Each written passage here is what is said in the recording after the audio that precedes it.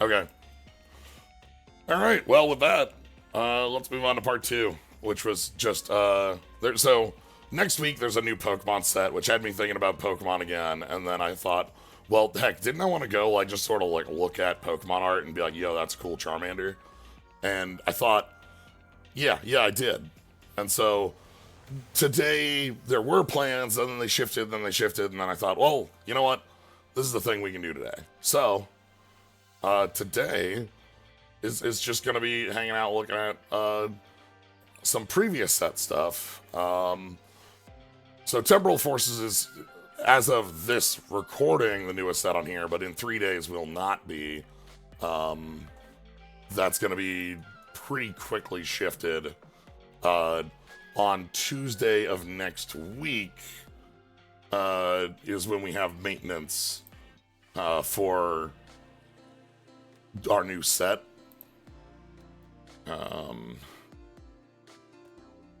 Which is, oh god,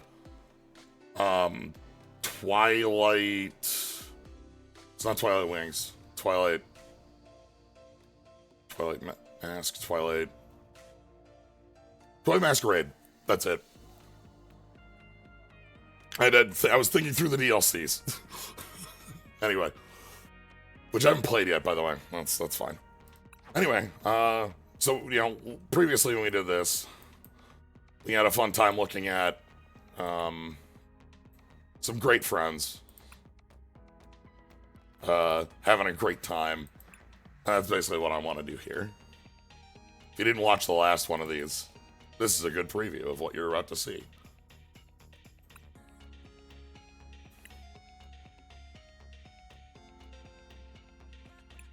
Alright, but what we want to do is we want to swap sets. So we have a number of different sets we can look at. We have Paldean Fates, which says it's 91 cards, but because of the way the Paldean Fates is built, every Pokemon exists in here twice. We have like the shiny with the stars and the knot, and then we also have the alt arts down here. The other one we could have Paradox Rift, but I felt that it'd be fun to do 151. This was a couple sets ago, and this set has a gimmick you'll see pretty quickly. So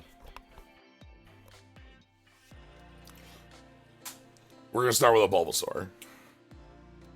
Please enjoy the rays shining down on our Bulbasaur. You know, it's wild to see that fourth number in the number in the middle there where it says Seed Pokemon, because we did hit 1,000 in Scarviolet.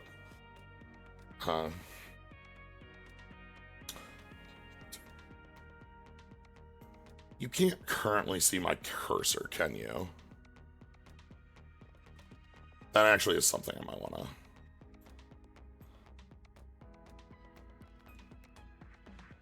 There. Now I can point at things. But yeah.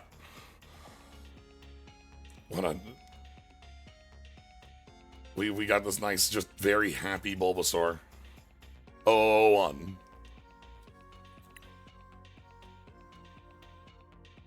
Playful.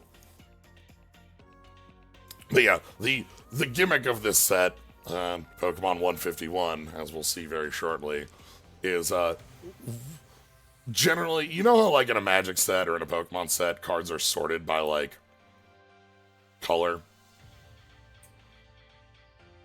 Just keep that in mind. Bigger Leech Seed, okay. Ivysaur just hanging out.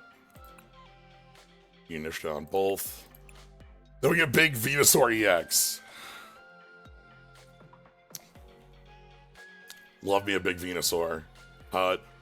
Good God. We saw this earlier. 340 HP is like unreal.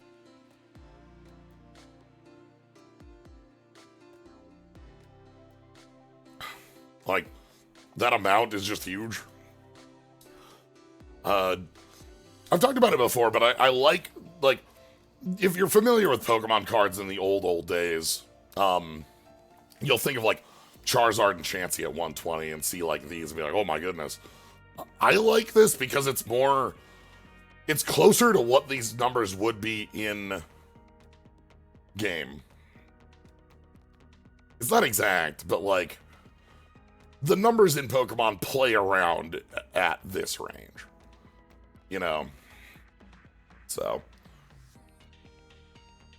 Anyway. So next up, we have our other grass Pokemon. That's right, it's Charmander.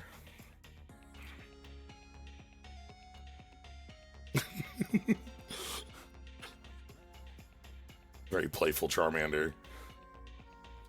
So yeah, the thing I think is super cool about this set is that we have 150 or more to see. And I know in my mind, I still think of them in Electro, Diglett, Nidoran, Mankey order. But going down the list from, like, number 1, number 2, number 3, number 4, like, Bulbasaur is number 1. That's right, Bulbasaur propaganda right there. Charmander is, you know, I guess it's nice that this is sort of is that a Charizard shadow? Hold on.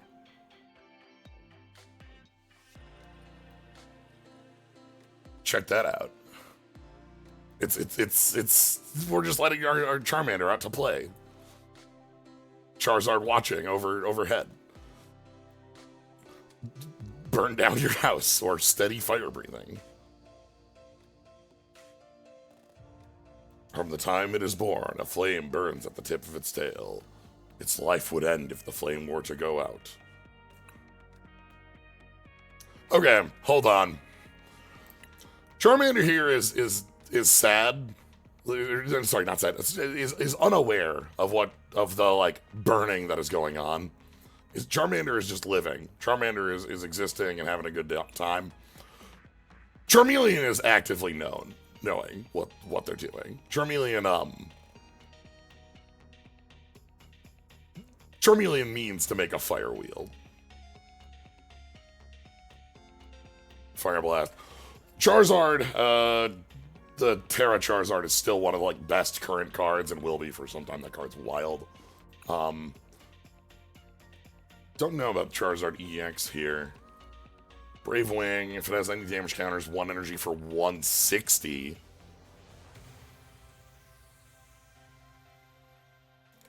Explosive Vortex. Knock out anything. Now, I was going to say anything that isn't Venusaur, but, Venusaur has a problem. But yeah, the Terra-type Charizard is one of the most powerful cards in TCG.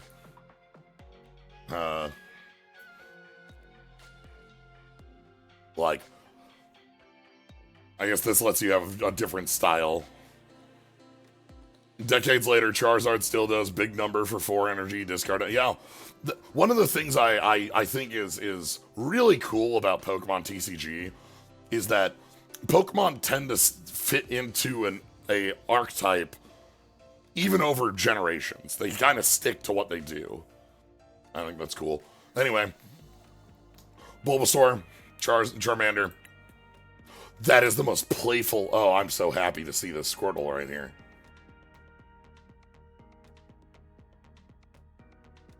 Like, Squirtle doing a big dive. Squirtle also withdrawing Skull Bash.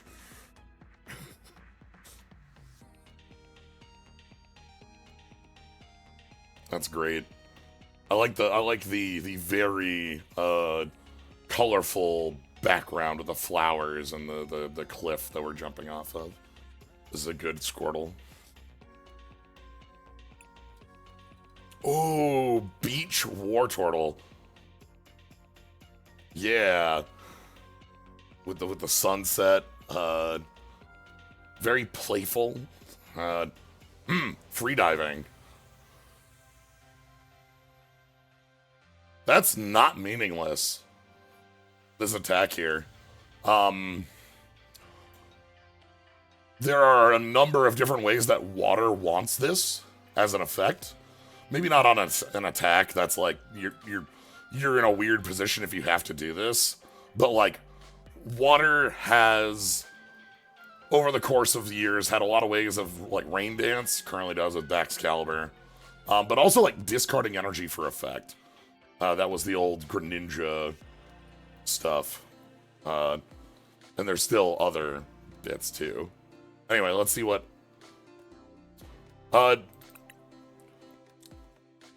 Yeah, so Charmander is water weak because of the way they reframed typing fully, and this has been true for some time.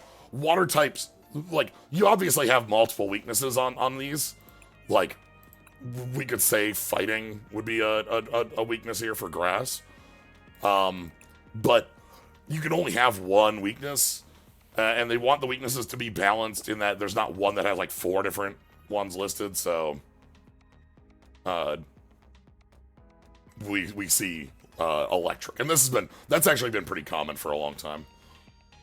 This has been a change for a little while, and we've seen electric on this for a while. Here's Blastoise. Just takes 30 less damage. All right.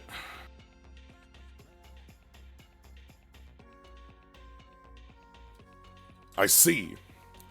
I mentioned needing this as a thing. So this does no damage with no discards, and 280 with 2 discards.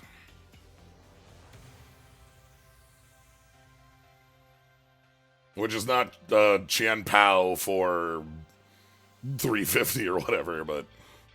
Or not 350, but you know what I mean, like... Anyway. Do y'all remember who number 10 is? We're going up the list.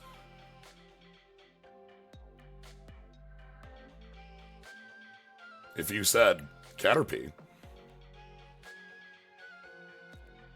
If you're Leaf Munch. Oh my god.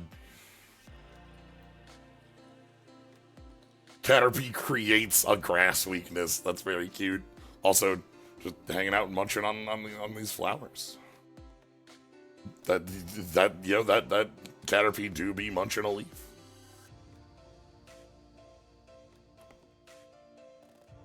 Yeah, because these are in order, like, there's some, like, notable ones in my mind that I remember as far as, like, Pokemon ordering.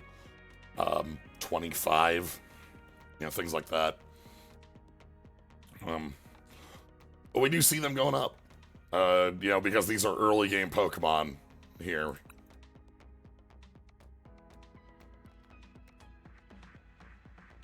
Defensive posture. I like the thick outlined Metapod here. With the reflection of the sun's rays.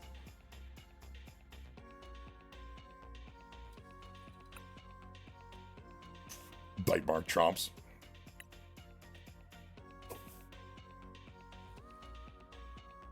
Alright.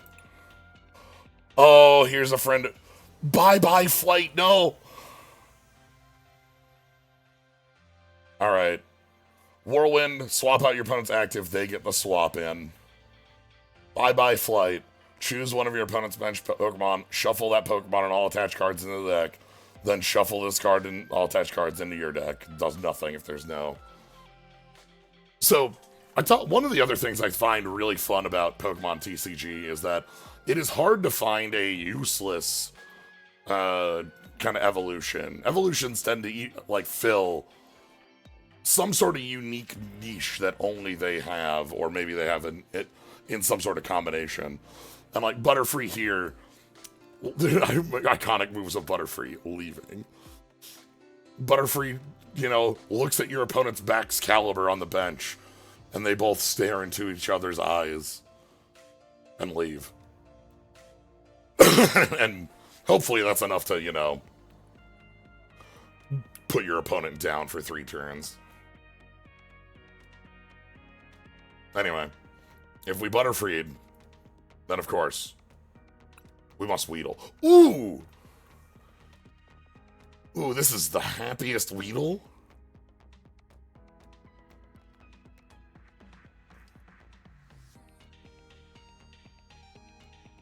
Ram and Bug Bite. You're not getting rammed by the point, you're just getting, like, bumped. That's why it does 10.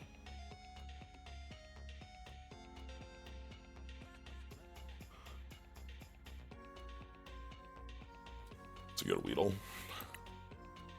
Looks like the same artist is doing the whole chain on these. Like, not... Like Matsuno is on all 3 of these, things like that. Prevent all effects done of attacks used by this Pokemon by your opponent's Pokemon done to this Pokemon. Damage is not an effect. Okay. Kakuna. Alright. Hanging out. I like the attachment to the trees here. Okay. Ooh,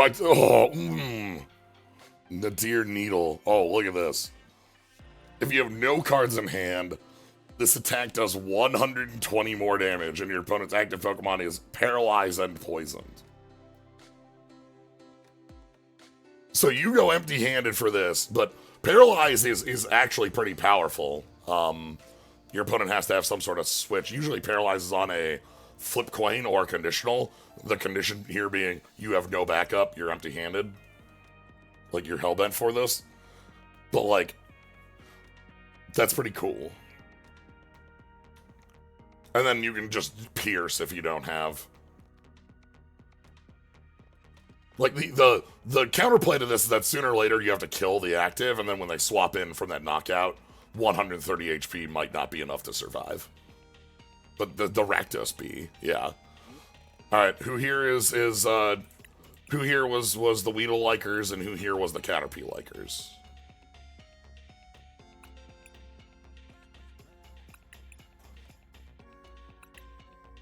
Like, I will admit, I'm on the Butterfree likers.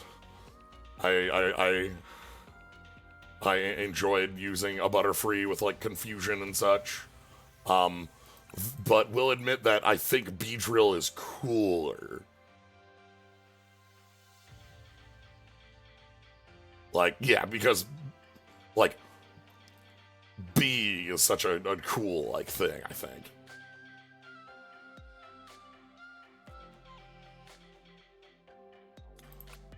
Yeah, Hellbent is a little faker when you can draw cards off of...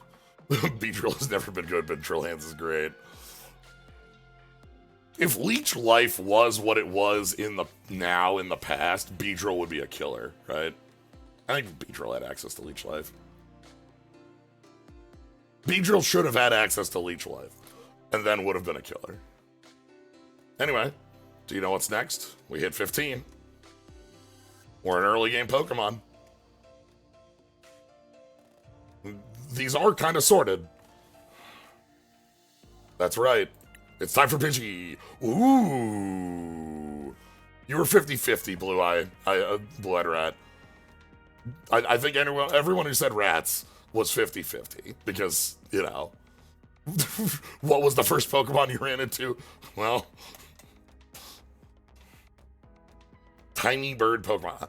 Ooh, I like the like, kind of stark coloration of like we have like these shadows on here, and then the little light through the leaves.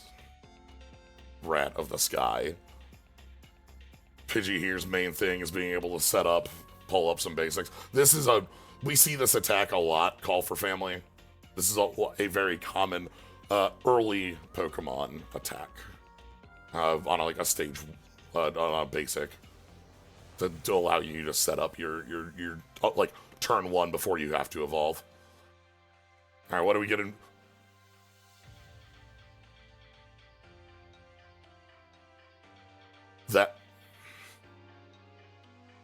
That's the whole text box. It's flap.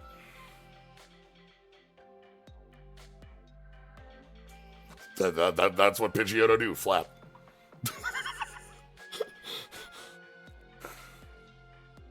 Yeah. Yeah, Pidgeotto also very fast. The fact that the text box is empty is meaningful. But yeah, we have the same, again, because we have, Kato on these. We have the same color. This is actually, again, this is a cool thing to be doing, where the evolution line has the same artist, so we see, like, the art style stick on all three. Like, here we have the same shadow, like, the coloration where we aren't, like, gradiently going into it. We just have a shadow up here and a darker shadow, and so the coloration sticks out more. Flap. Alright, what does Pidgeot do? Flap. That's right, it's flap. That's what Pidgeot does. Pidgeot's real thing here is fly. I'll flip a coin on tails. Do nothing. On heads, 150, and you also don't take damage or effects from attacks. So that's your... Yeah. So that seems neat because I bet the artist had these as Chathalovs. Certainly. The setup of a 150 means we're seeing Pokemon that were decades ago. I don't believe we have a coin flip Victini, which would make this a lot more like playable. Victini in the past has had over the years like a bench effect that's like when you attack and flip a coin, flip two and choose. But I don't think we have a current Victini like that. So still free retreat. Looked at the recent regional for the decks are Terra Charizard EX and Pidgeot EX. Yeah, Terra Charizard, as I said, one of the most powerful cards. Flat. And Pidgeot EX, I think, tutors every turn? Something like that. I want to say just tutors every turn.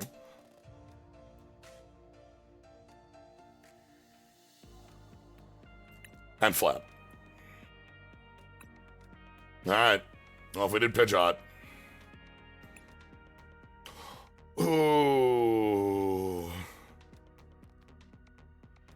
Rat.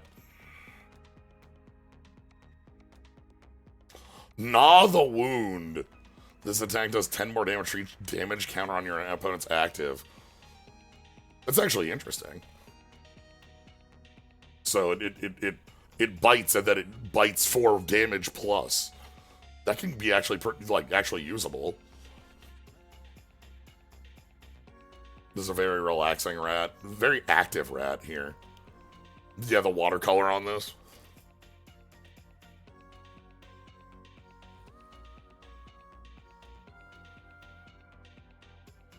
Nah, the wound. Cute little guy artwork.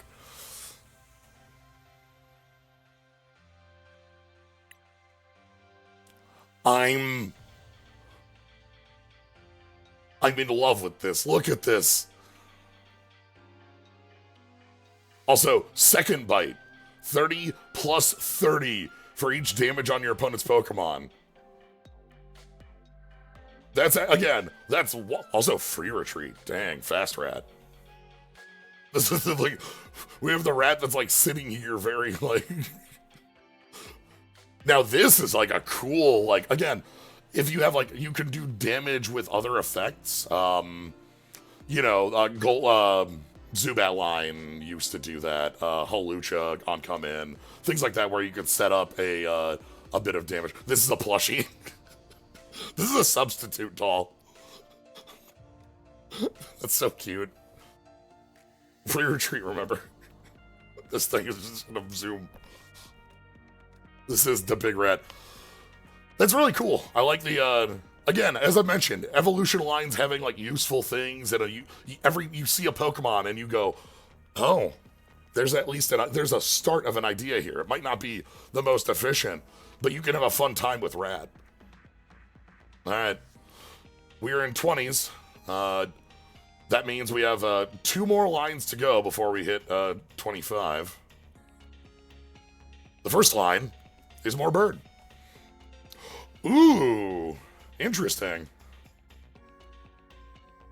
Speed evolving bird. If you go second, you can evolve on turn 1 for Spearow.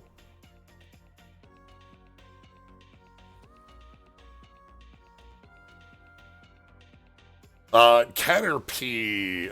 There are some grass lines have had this in the past, like turn 1 evolution. There was a stage that got banned because it was too good like that. Well, this begs the question: what does Fearow do? Again, we have this like in the trees shadowing here. You can even see the details of the leaves on the feathers there. All right. So turn 1, if you're going second, you can play Fearow. Beak. Oh. Okay.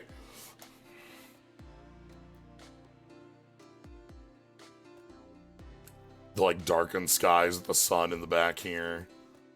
The town in the background actually is really cool there. So you turn 1, evolve into Fearow, and then you can either poke really quick. You can go turn 1, yonk, punch. Like if it, say your opponent played a basic that was small enough to die to a turn 1 attack on the evolution, you can bop it, or you can search for 3 cards for a next turn setup with a free retreat backing you up. Now this doesn't always work. In Pokemon, there are like tutors on attack. Have the weakness of your opponent being able to play Iono, being able to play Judge, being able to play any of those cards that reset players' hands. So there's counterplay to it, but like that's the point of the game. We have the play counterplay bits to it. So this is cute. This is very much a support piece. Like your main deck isn't going to be. Do you have to have the Pokemon in hand to evolve? Yeah, you have to have drawn the... Like, if you want to evolve your Spearow, you have to play the Fearow from your hand. So. Alright. Now, we've been in basic Pokemon, so the next one here, if you're not familiar with the Pokemon ordering, might be funny. It's Ekans.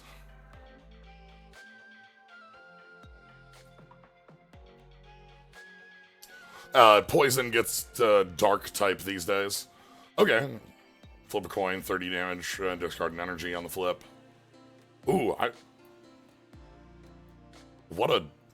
love the like coiled up Ekans here in the field of like dandelions.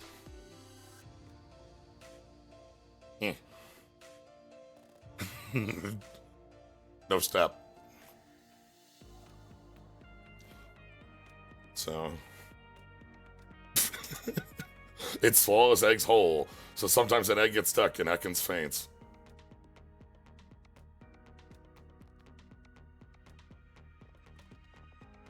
Yeah, alright. But we have Ekans. Ooh, okay, Arbok EX. Arbok is spitting here. Looks like Menacing Fangs is what you're after. Yeah, the glint on that fang. Like, just continue to like... Because 150 damage is big. Is big enough. But the discard 2, like, that's what you'd, I guess, be setting up for it. You're like, look, I want to continuously crunch you out of resources. I do like the stage 1. Yeah. Yeah, can't retreat. You can play around can't retreat, of course, like with swap effects, but like if you want to keep something locked down, it can keep things locked down. All right, I talked about 25. Of all the Pokemon numbers to remember, 25 is a pretty important one. Ooh, look at the walk. This Pikachu has the was it Azalea Town? I think it's the furret walking music playing.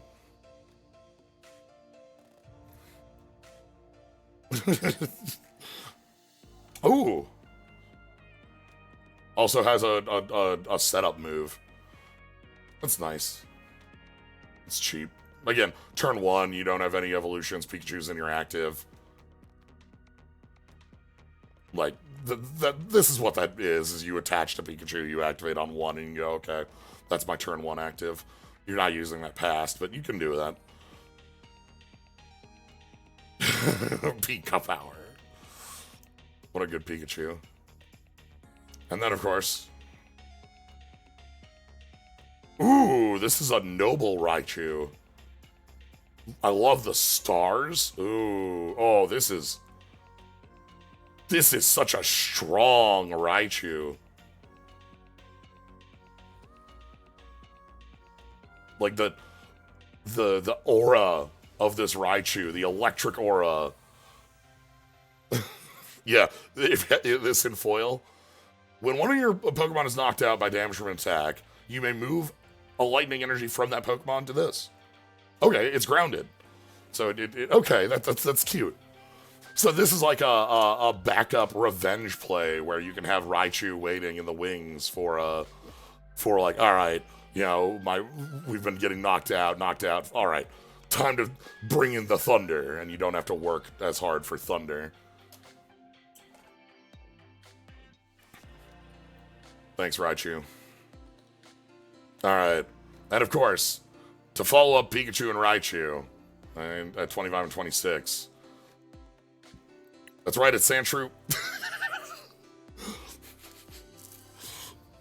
Sandshrew's 27. Also the mouse Pokemon. By the way, mouse Pokemon, mouse Pokemon, mouse Pokemon,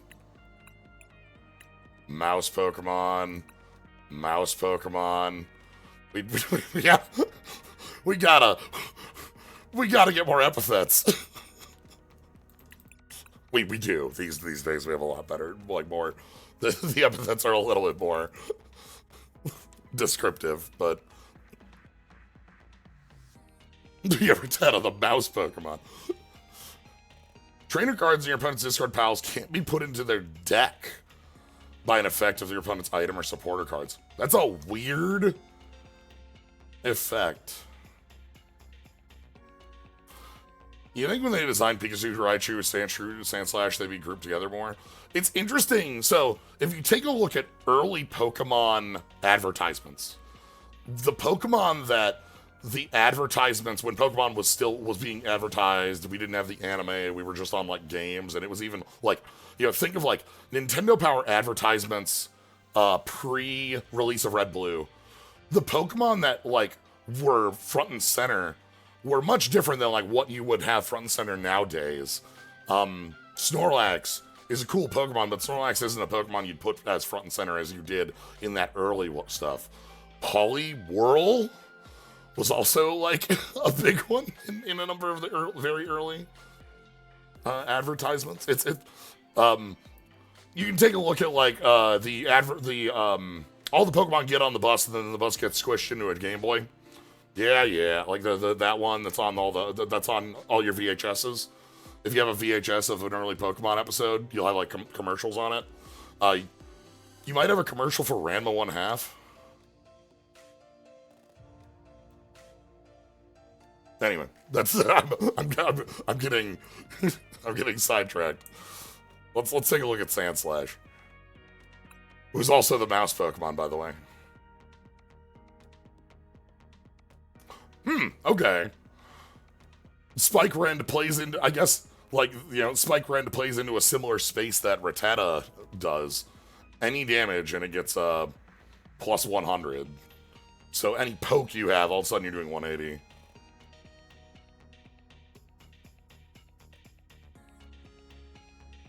Ooh, nice purples on this. And also the, like, very active Sandslash going on here. That's really nice. Alright, our follow-up. It's Nidoran time. Oh, Nidorans.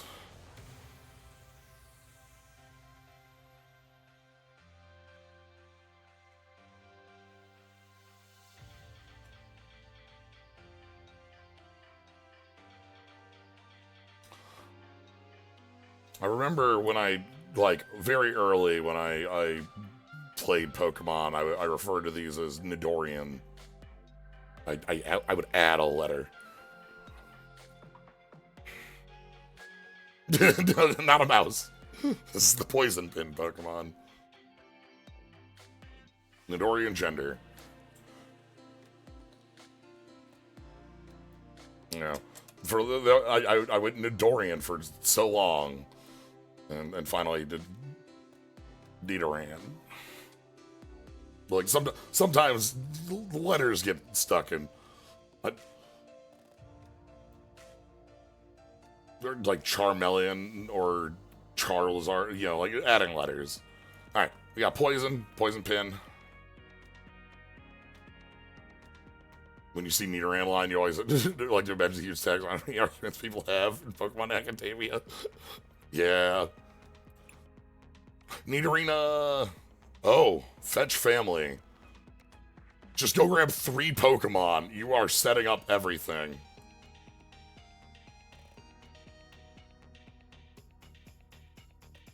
The Great Dooku Tree.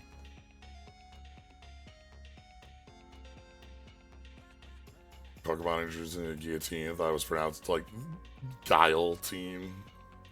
Yeah, but again, yeah. So, especially because it's like your first encounter on these is a lot of, it's like Red Blue or, you know, a game that doesn't have voice acting. Any 3. Sharp Fang. All right. What does Nidoqueen do? I've always found the Nidoking Nidoqueen pair to be like cool. Big. I love. Okay, I like the placement we have for Nidoqueen here in this like snowy forest near the mountains. Like we're in like the kind of like the base of these mountains here. As we kind of move out. Nidoran starts in the low forests, moves out towards the cliffs, and then is in the mountains. During your opponent's next turn, prevent all damage that will be done to this Pokemon by attacks from basic Pokemon. Queen just no. Goodbye. Just nope. Too queenly. Basic Pokemon can't even approach the Queen. And you also have a 160 if you want, like, big damage, just to, like, get that out. It pacifies offspring by placing them in the gaps between the spines on its back.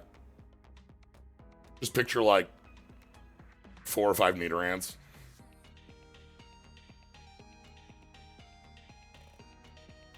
EX count as basics if they aren't evolutions? That's correct. Because they'll say basic up in the top. Obviously, evolved ones are whatever stage they are.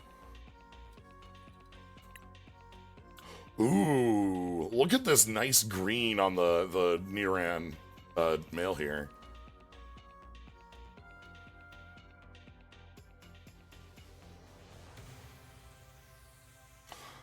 I also, playing Red Blue originally, I called these up and down. And that was just like what I was like, it's Nidorian up. Like that was just like what this was. I don't know what to tell you. As an up arrow.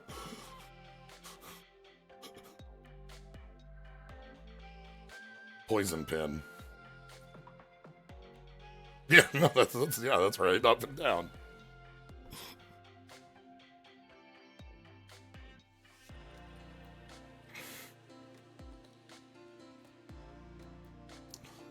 Horn attack. Poison horn. Costs 1 more here, but you get the poison. Same HP. I love the nibbling, and I like this grass field that goes on. What's Nidorino got? Sharp Fang and Superpower Horn. Also, is like in an like this storm of darkness. What are you doing?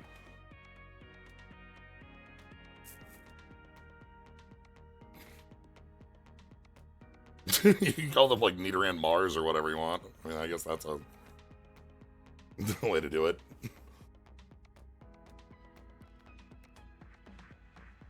I think the existence of Nidoran Mars implies the existence of many more Nidorans than we've ever seen, right? Nidoran Mars, Nidoran Venus, Nidoran Pluto, Nidoran Jupiter, Nidoran Mercury. We could have so many more Nidorans, is what I'm saying.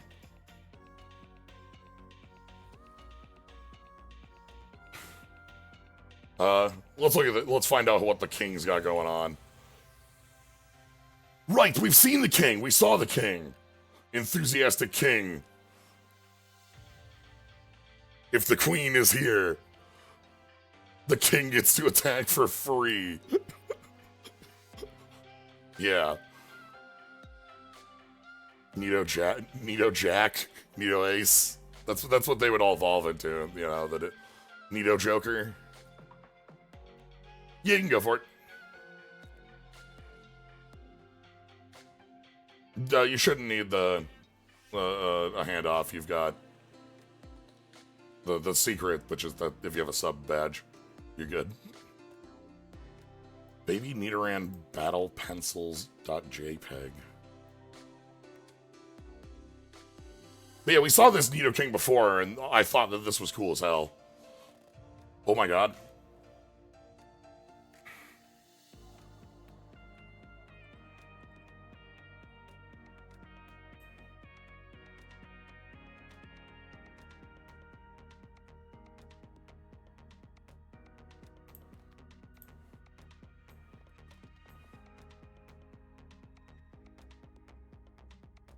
Look at these.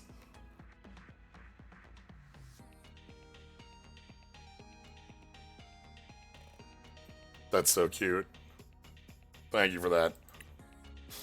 The poison on this is just a is like your damage fix, your bug fix. Yeah, Nidorans so tiny they have no genders. They're the tiniest. Let's move to Yo, okay. Clefairy here has one of my favorite attacks. And that is this was Frogadier had this. To let you set up a million Greninja. Moon viewing invitation. That's right. All the Clefairy are here for what party? Also, like, look at how happy our Clefairy in the tree is.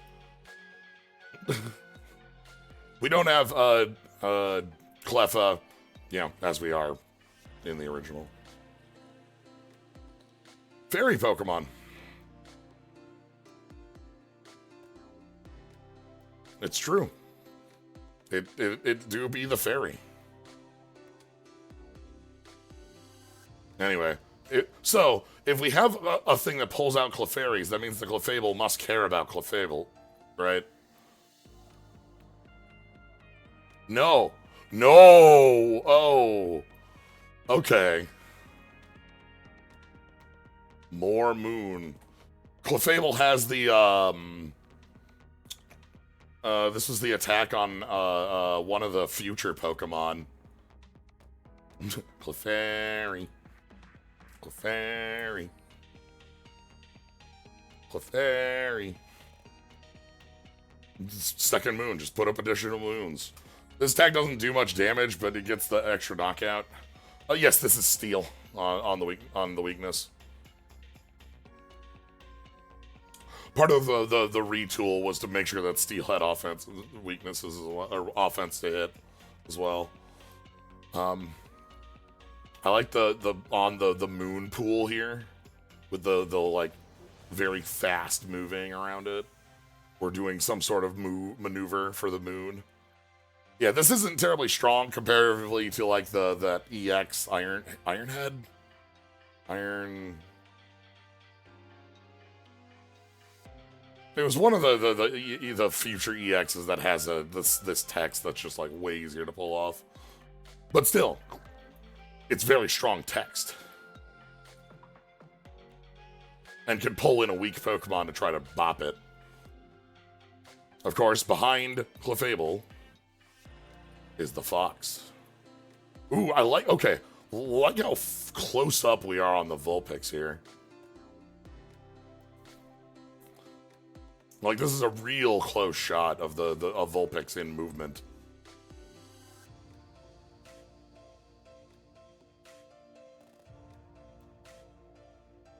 Iron Hands is the extra prize one. Ah, thank you. Okay. I knew it was one of the future EXs, but I couldn't remember which. Alright.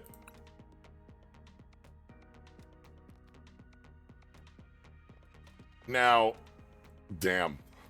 You might think that this down here is actually hard to pull off. But there are a number of cards that let you just do this at your leisure. Like, that set everyone, like, again, Judge is the easiest. Everyone go to 4. But there are ways to set your opponent's hand size and to set your own. And that's great.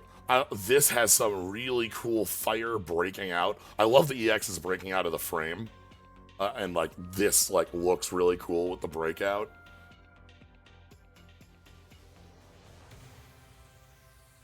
Like, that's a powerful Ninetales. Yeah, the paw on here is the part that I think is cool. It's like just stepping out of the frame. Very cool. Jigglypuff. Seen from profile. This is seen from above. This is, I love the pool, the rainbow, the placement of our Jigglypuff in this nice field. And then we just have Round. Best friend of Kirby. As everyone knows this. Everyone knows that Jigglypuff and Kirby are friends from Smash. They may fight, and Jigglypuff might punch, but they solidarity in Round. Grab a supporter. Go. Again, when I see this attack, when I'm looking at this on a stage 1, I'm thinking what I'm doing on turn 1. Like on my turn 1, if I'm going second, because I can't evolve. So like, what is my 1 energy attack for my lead Pokemon do? And this one is a fine setup for turn 2. You know. What is Wigglytuff? Will Wigglytuff do the wave? Doing the wave is a common Wigglytuff move. Roll! Big. Look into these big eyes and expanding body.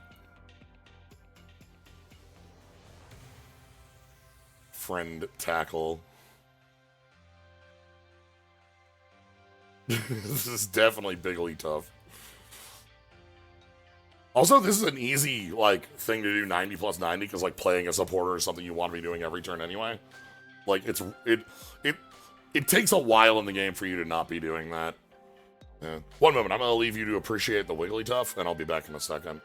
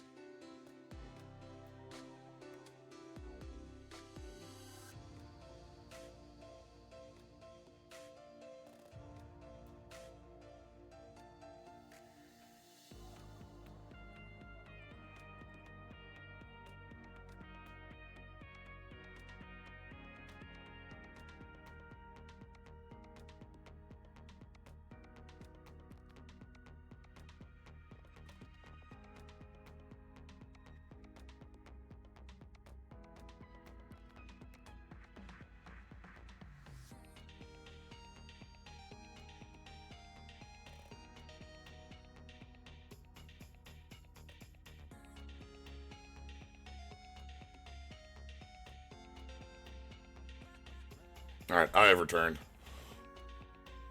Thank you for enjoying the big wiggly tough while I was away. Moving on. It's bats.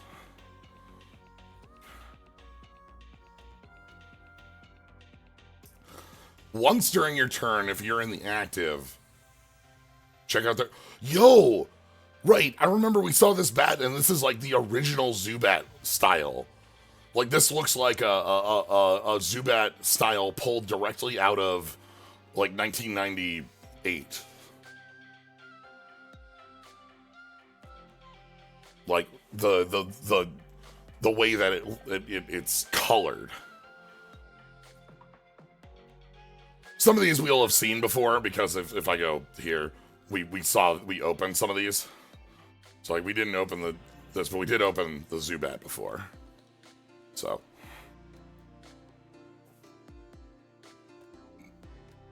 Okay. Good bat. That's cute.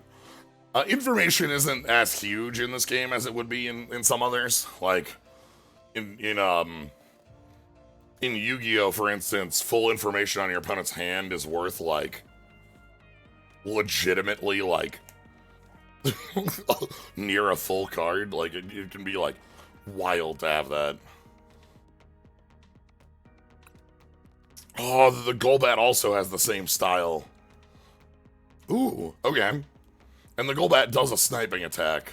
That's there was an older Zubat, Golbat, Crobat line that, like, was when you evolved, you did damage. This one just has a sniper. Worth everything. Yeah, like, to know if your opponent has hand traps or not is worth so much.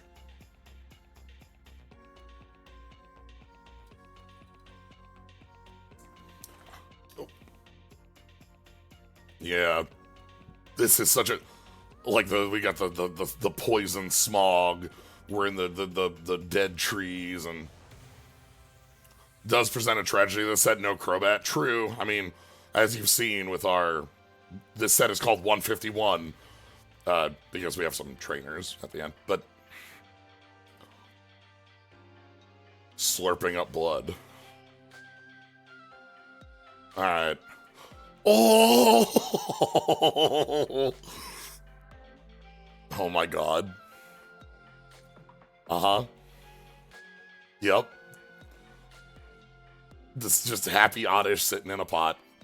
Very beautiful color. Very happy.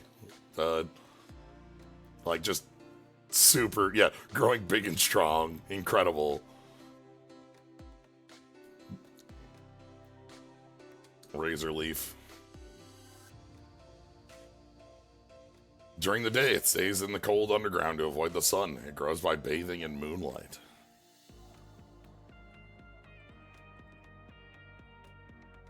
Alright.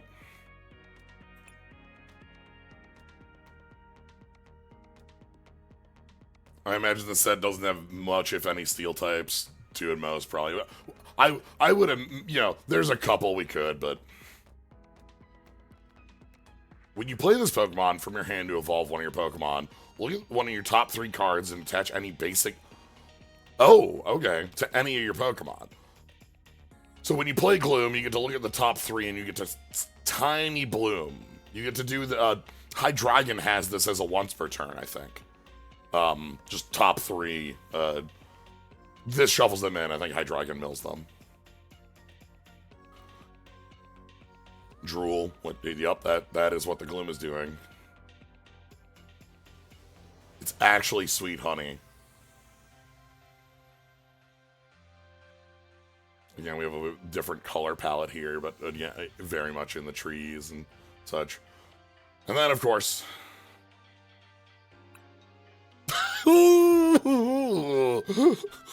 Vileplume. So... Again, we have a Pokemon here that is very much like, you can read this as a setup, where, like, you play Gloom and Vileplume. This looks at your top 8 when you evolve, and then attach any basics from your top 8. So, you don't have to attach to this, you can attach to any of your Pokemon.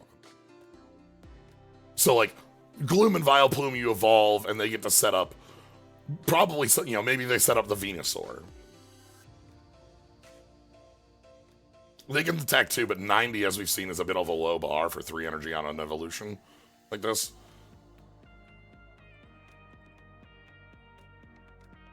I like that it's, like, they know that it has a very, you know, wordy effect, so Vileplume's attack has no text, you know? Like, that's something, like, they absolutely are aware of. Like, okay, we need to keep things simple because we have...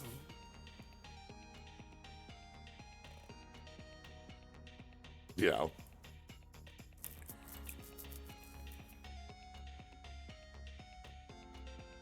Anyway. Thanks, Oddish. Really love the art on this one. Again, Setsuki-o? A little tiny. I go, the O and the A look similar to me. Anyway, next up. Paris.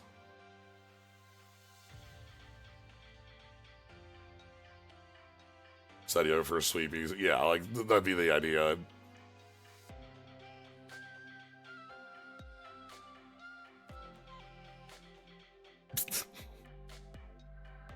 Even if the bug bugs the mushrooms, they tell it to bug off. The mushroom Pokemon, height 1 foot. And of course, if you look in the background, in the foreground, all this, we have a lot of different mushrooms in the art too. On the tree and the floor, a lot of mushrooms around our Paris.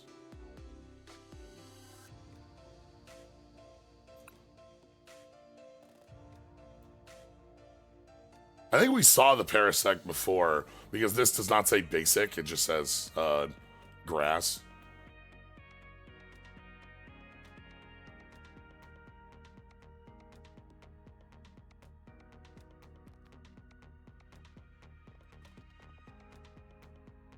Which you can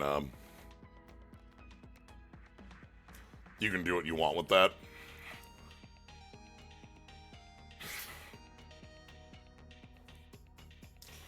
Well, that's what Parasect is here to teach. Parasect will spread the filaments to you, and you will learn. Or maybe you'll get claw slashed. Yeah. Do not get too close to the Parasect, or it'll go, at you.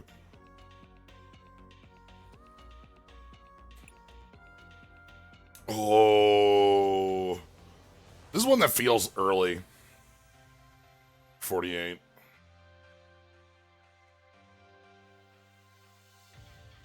The lighting on this is really nice. The rays coming through and the lighting on the Venonat. What moves do you know? Nah. Beam. That's right. Beam. Venonat will fire a beam at you. It will do 40 damage.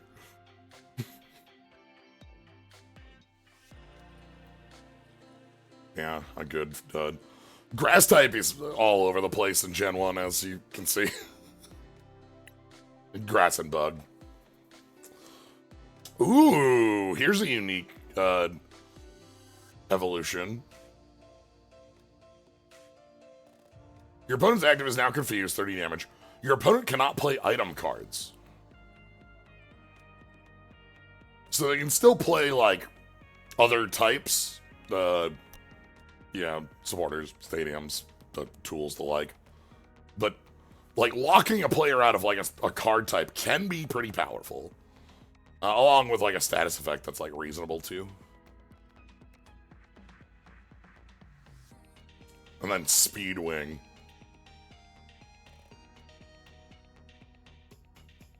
This Venomoth is very, like,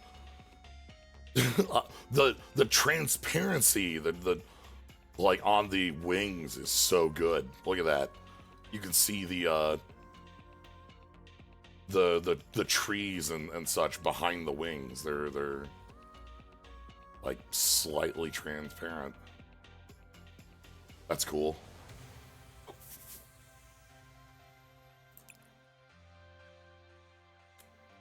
It's Diglett.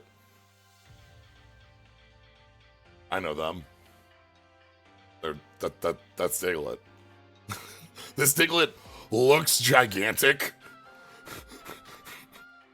Like, these are like very tiny sprouts, but like the combination of the clouds and like these being like, are these trees? Like, this is like a 50-foot tall Diglett. Like, Gigantamax Diglett. Just huge Diglett. Imagine the Gigantamax Diglett.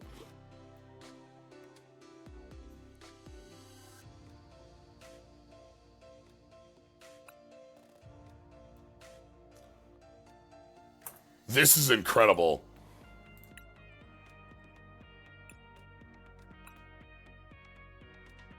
Oh, I love this.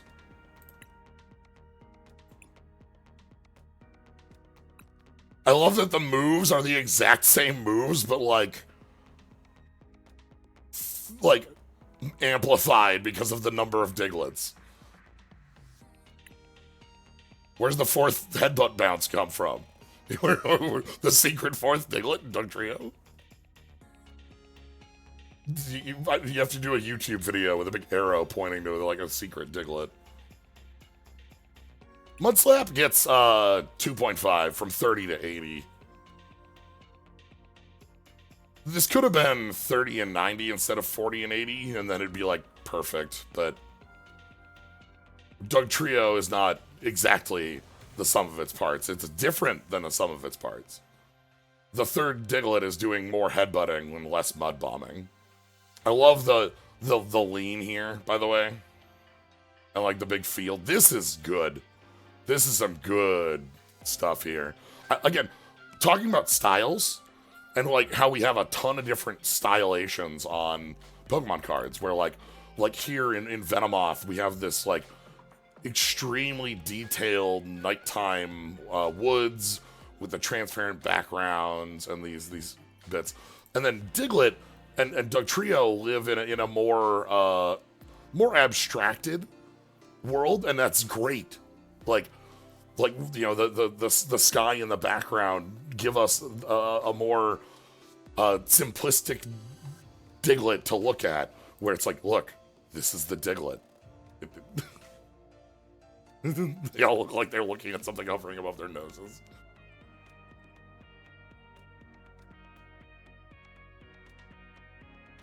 Like that. Maybe a little more up. Like that.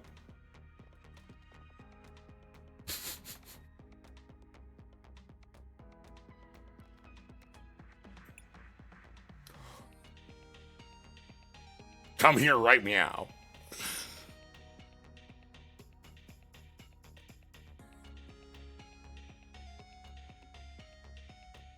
What would a very detailed Diglett even mean? What, the high-res Diglett? You don't want to see the high-res Diglett? That's fair.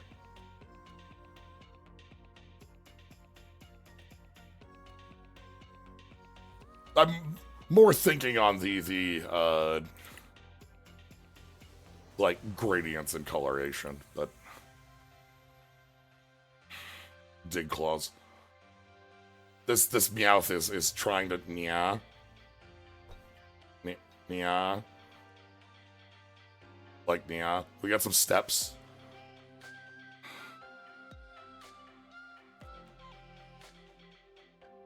These are very tiny steps. These are Meowth-sized steps.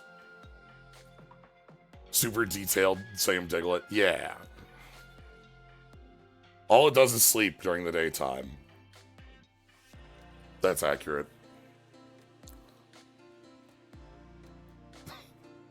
Come here right meow. Ooh.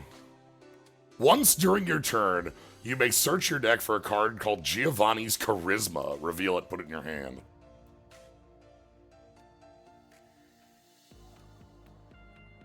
Okay. Rad. That's nice. That's cool. We don't know what Giovanni's Charisma does. We'll learn, but when we do, keep Persian in mind because you can tutor it every turn if you need to play it forever, right? /70, sure.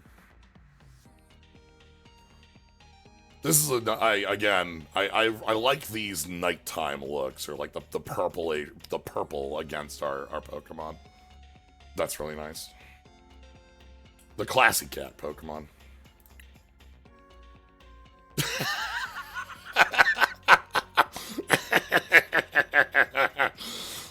Sigh. What a unique attack.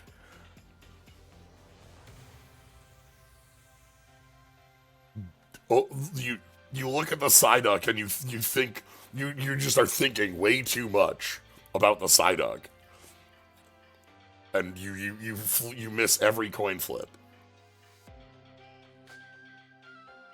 Weird, interesting.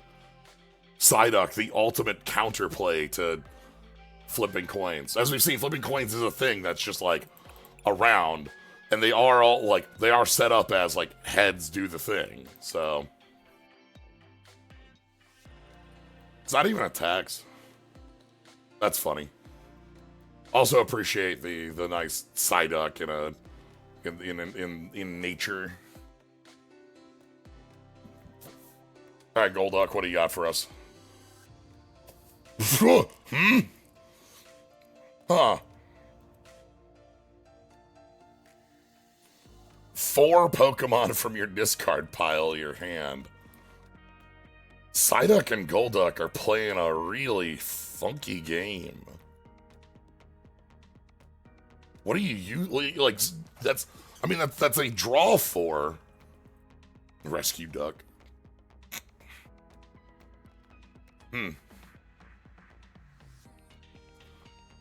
Cute.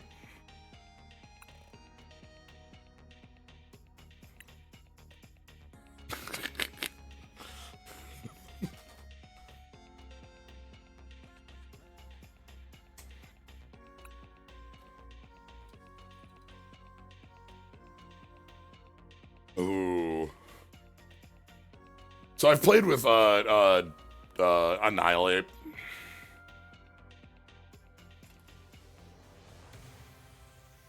In a deck before, and like there's a couple different Mankeys.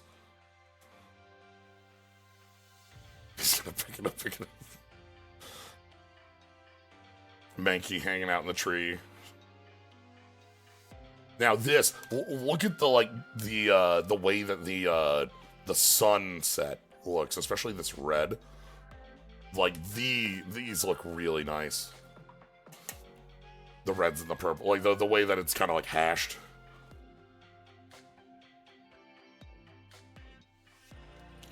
$20 and then plus 20 or self 20.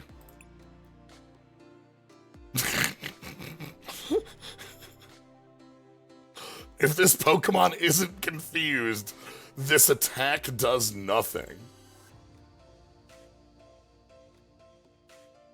Okay. Rant and rave. Yeah, the comic dot styling. That's a good way to put it.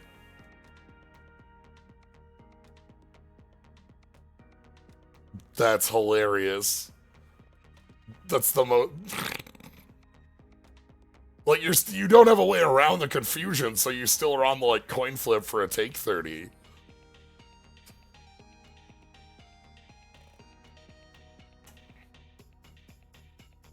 Angry.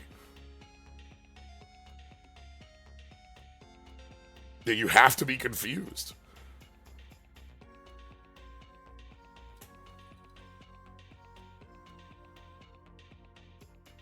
Which you can. Primate gaming indeed. Ooh. Again, action pose walking Pokemon. Like really good. This is a good nice, field we have for Growlithe. Growlithe has an anti-water attack. Cute. Sure. That's a fun way to be, like, to fight a weakness It's not like powerful, but like it's a way to do it. Or I guess when I say not powerful, I mean like it's very niche. A lot of good stepping. Brave and trustworthy nature. All right, let's see. Ooh, again, like now that's a great pose for Arcanine here. Wow. Wow, that's that's a stage 1?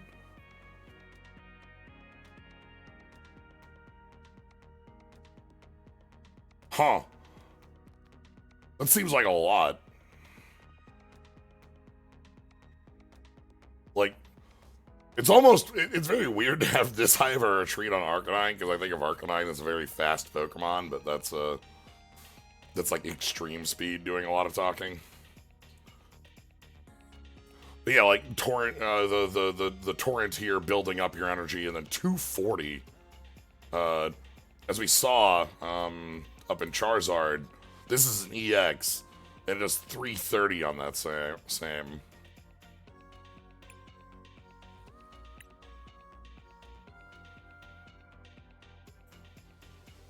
Nice.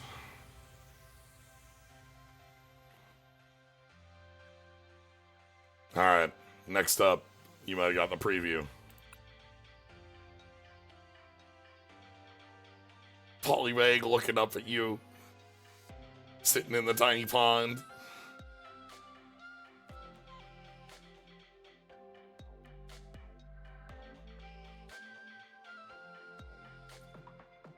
So, folks remember Jigglypuff seen from above, but do you remember the spiral and then asking if what Pokemon it was? Would Poliwag hang out with Oddish? Yeah, I think so.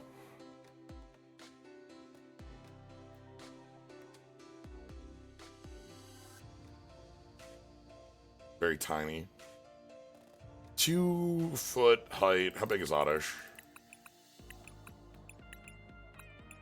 1.8.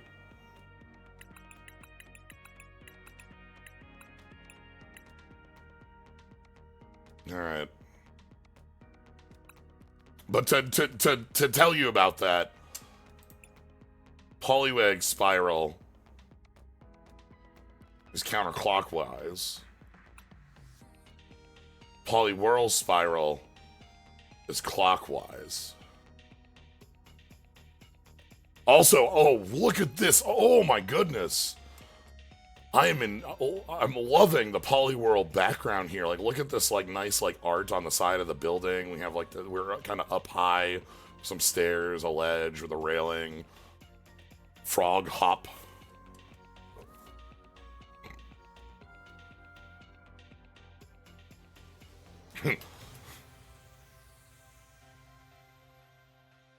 Camouflage. If you got a Gen 1 Pokemon as a starter, what would you pick? Does it have to be a basic? I assume if it's a starter, you have to pick a basic.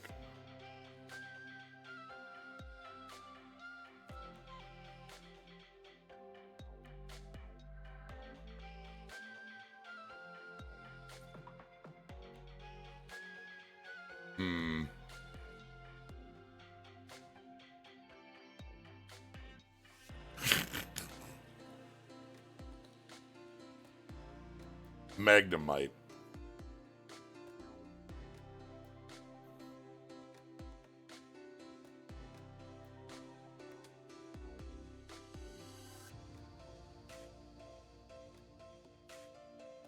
I'm gonna go with Magnemite.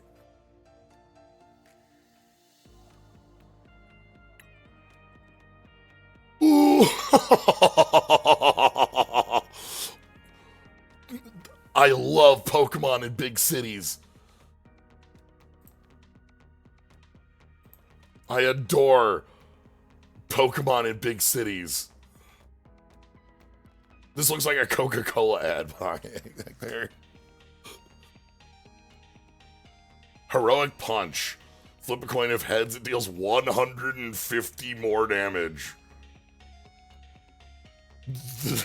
Hero, like you're just gonna Polyrath is gonna punch you like up 40 stories to the top of the building where Roxas and Riku as Ansem fought. Polyrath doing a skating combo. This Polyrath is doing a kickflip. There's a board right here. That's cool though. I like this like. That's a hell of a coin flip to win or lose. Hope you're not fighting it. I guess if you're fighting a Psyduck, you punch the Psyduck and lose the coin flip. It's okay. Next up, Abra.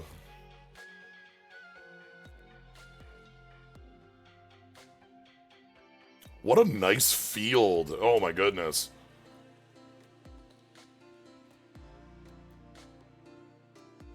My cursor stopped being visible at some point. There we go. Fixed it up. I think it's when I tab out. This is the most, like...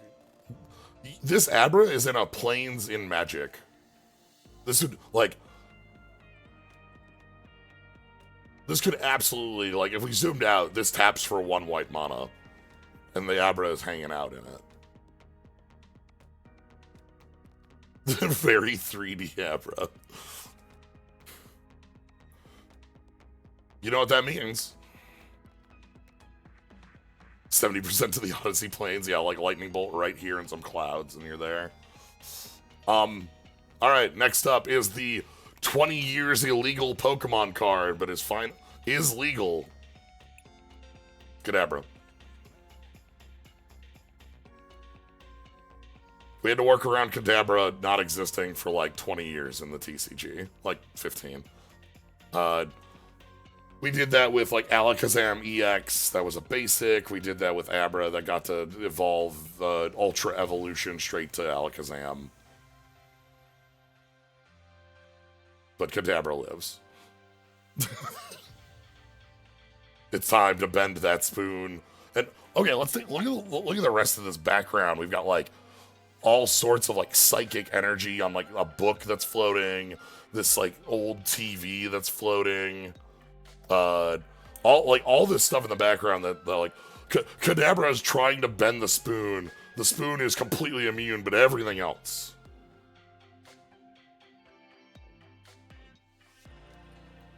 Yeah.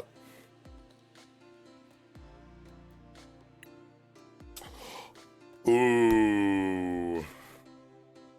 Mind Jack. This does 30 more damage. Okay, this was Alakazam EX. I remember this card being shown off, and like this attack here is such a cool attack. This is one of the most unique attacks in the world. Dimensional Hand. This attack can be used even if you're on the bench.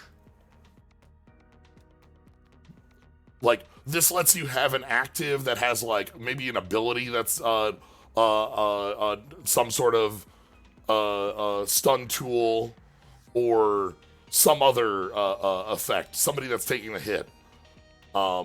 It's just so cool. We got the two spoons. You can see the reflection in this one. That's nice.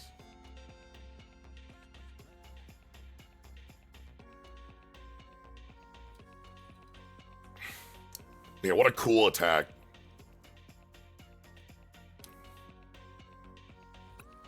Yeah, teleportation swaps out, and then you evolve, and then Alakazam can bop. Let's have a threat. I like 310 means you probably like you may want to have this active to soak hits, but you don't have to, and you can have something else in the active that has some sort of effect is the more likely play. Moving along. The champ! Well, not yet. The chop! Punch your deck. We see this sort of mill every once in a while. There are certain Pokemon that are a little more associated with it than others. Durant gets it a lot. We saw Wug Trio with it more recently.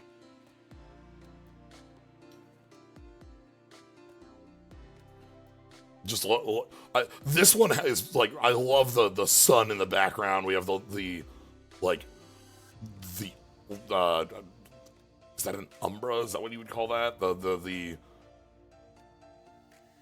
this ring, or is that a corona? It's cool. This looks really good. Yeah, I want to say that's... Yeah, okay, Corona. Yeah, that's what I was thinking. Umbra, I was like, no, that can't be right. Umbra ain't it, but yeah.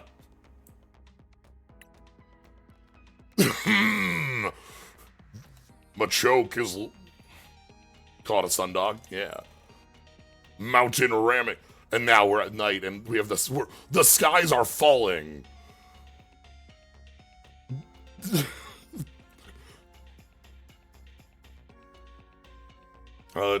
Sky Scourge, was it Radon? This is the Star Scourge is down, and oh boy, this is or like you're holding that pose for like 2 hours, which is also something you can do. Again, more mill. Mill is because of how quickly you can get through your deck. Mill can be real. Yeah, I love the sky. Mill usually isn't, but like it can be because you go through your deck very fast.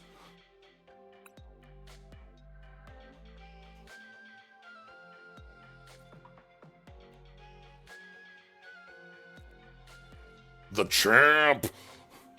If this Pokemon would be knocked out by damage from an attack, flip a coin. On heads, it is not knocked out. And it goes to 10. And it can keep chopping. The mountain chopping continues. This is like, you know, okay, fine, reasonable damage, and then also mill 2, and then also mill 2, and then also mill 2. And you can't kill the champ. I win the coin flip. The champ is here. This is actually something that, like, that poison from Nidoking would matter for.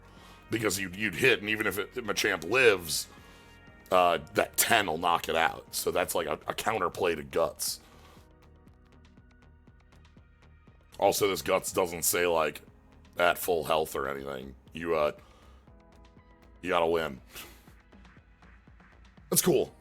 I like that it's forward progress by damaging and by milling, and mill 2 is pretty big. I think Wug Trio is like, flip 3 coins, mill 3. It's a ton. Bellsprout. Bellsprout. Bellsprout. Bellsprout. Bellsprout. Now this is a style I really like. These red grasses and the lighting and the tint on this, so it's like orange on the Great Tusk. Okay, that's a sure. But like the lighting here, the oranges and the reds around the Bellsprout are really cool. It's a good sprout.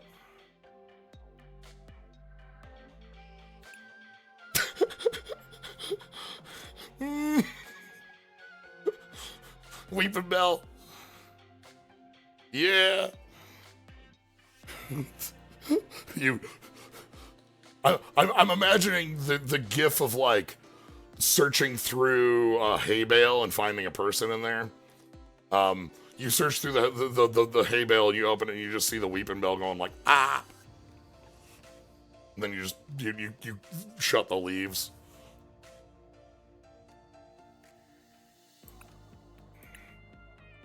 Alright. What's Victor Bell got?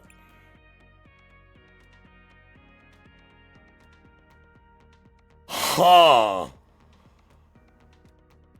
Again, there tends to be a unique thing that every line does, and what a unique thing here.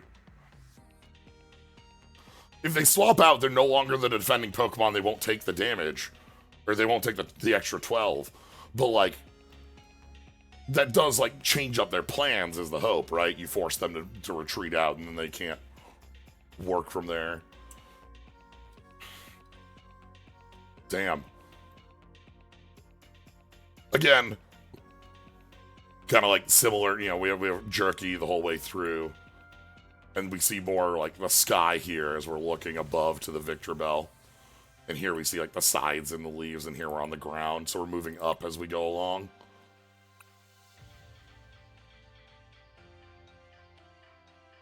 Yeah, that's cool. Does 120 and then, because if you get the knockout with this, that's super cool because then your opponent swaps in and to something fresh and you get to hit that.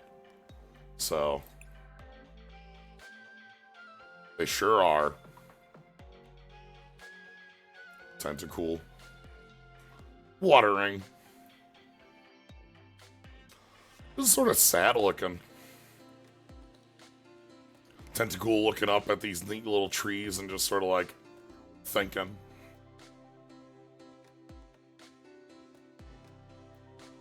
I like the shoreline we have here. Like right here, we're like, this seems to be our shore. Very shallows. Alright, but what does Tentacool have? Yo! Okay, that's a cool... I like the direct look straight on this, and it's like a... like, all the tentacles symmetrical here. Tentacular Panic. Flip a coin until you get tails. 90 damage for each heads. And if you get a whiff, you get a confusion. So you can't full miss. You get a confusion. It's not great, but you want that coin flip. You want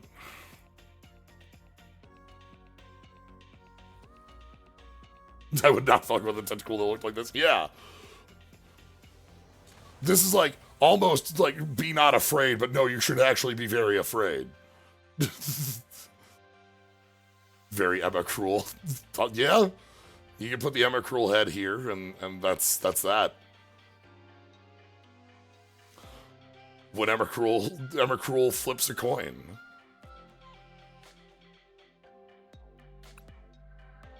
Ooh, dude. Huh.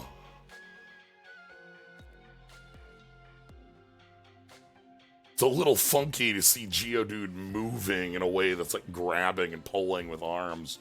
Like, obviously, that's how Geodude has to get around, but like, Geodude.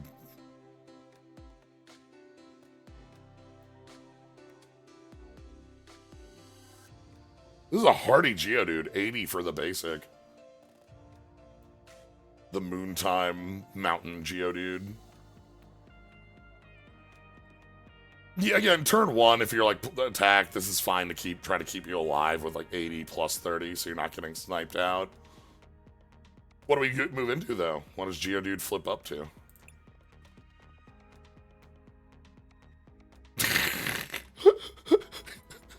POV, you're about to get hit in the face by 6 rocks.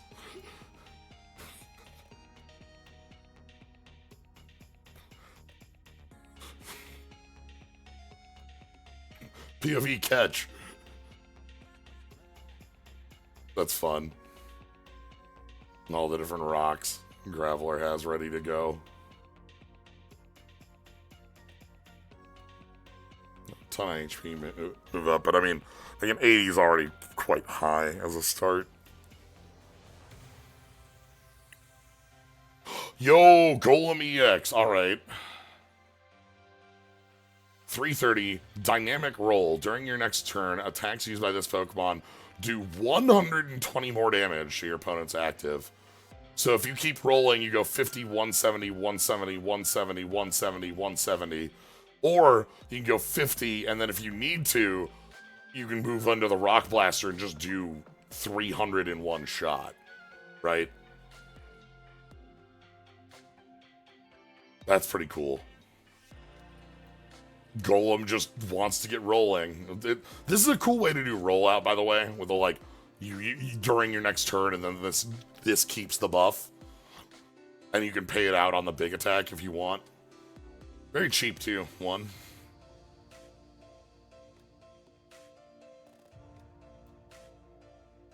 Very like, look at the like magma on the Golem here. The Golem looks like they're ready to like explode. They don't have explosion, but like...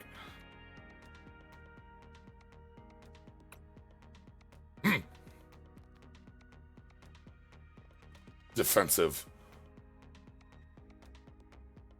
Ponyta is defending.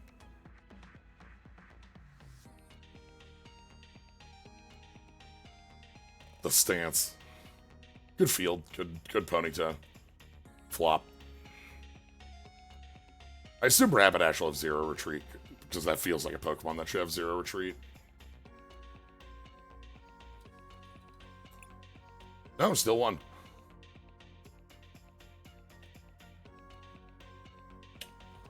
Now this is really nice with the sun at the back too, to like make the fire look like it fits in with the clouds in this field. Oh, okay, mock turn. So like you jump in and then swap out. That's the speed that Rapidash has. Rapidash playing like a little bit of a support role, swapping in and out.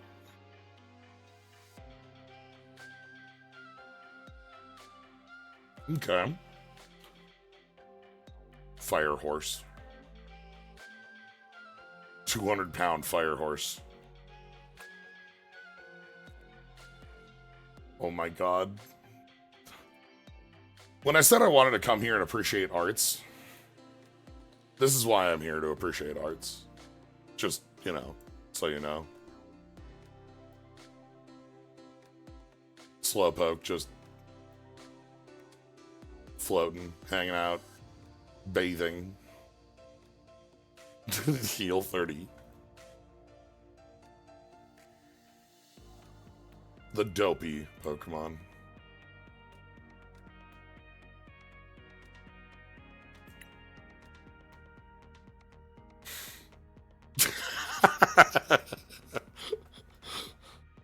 Oh. Slowbro also just hanging out, having a time on the beach. Does Slowbro feel the waves? Sometimes. If this Pokemon evolved this turn, this attack does nothing. You can't use this on the turn you play Slowbro. That's too fast. It's just too fast. You have to let it go.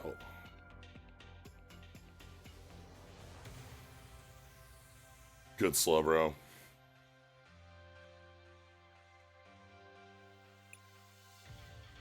Yeah! Oh! Hold on. The physical Magnemite in the server room. Magnemite, no. Do not mess with the power grid, Magnemite. Nah. Mag. I guess it being electric type makes sense because we're in Gen 1 where there wasn't a... You know, I guess we're like, you can do either on it. But I love... So Yukimori does this style of art where we have a real, like, this, you know, figure in real life. Yeah, there are ways to give health, so you can double explode. There's like a cape that gives, isn't it like Hero's Cape gives 100 health? Something like that? 50 health? You give some health so you can explode a couple times if you wanted. As long as they don't get rid of the cape.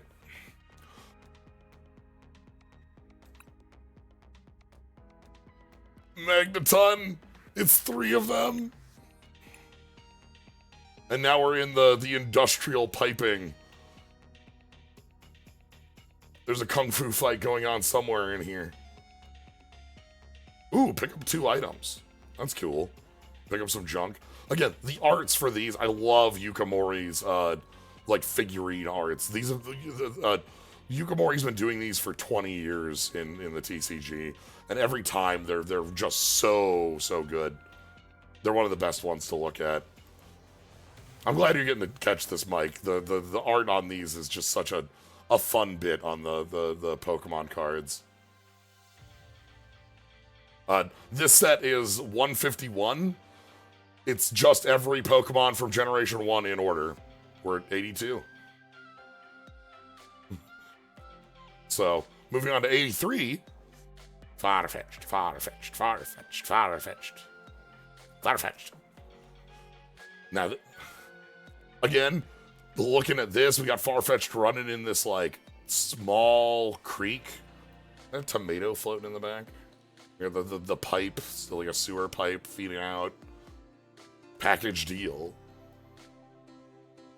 Draw to leak clobber. Yeah, that's far-fetched.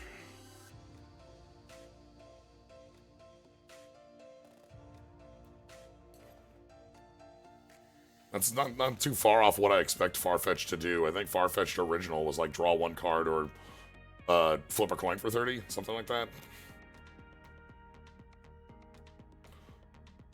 It's nice. Again, I like I always enjoy Pokemon in like infrastructure or cities or things like that. So seeing the like drainage pipe. Ooh, this is a good shot of Doduo. Like, the undershot of, like, a jumping Doduo in, like, these, like, Badlands-ish area in the mountains. Like, you know, you get the underside of Bird Orb, and Bird Orb, and Bird Orb. Reckless Charge. Yeah.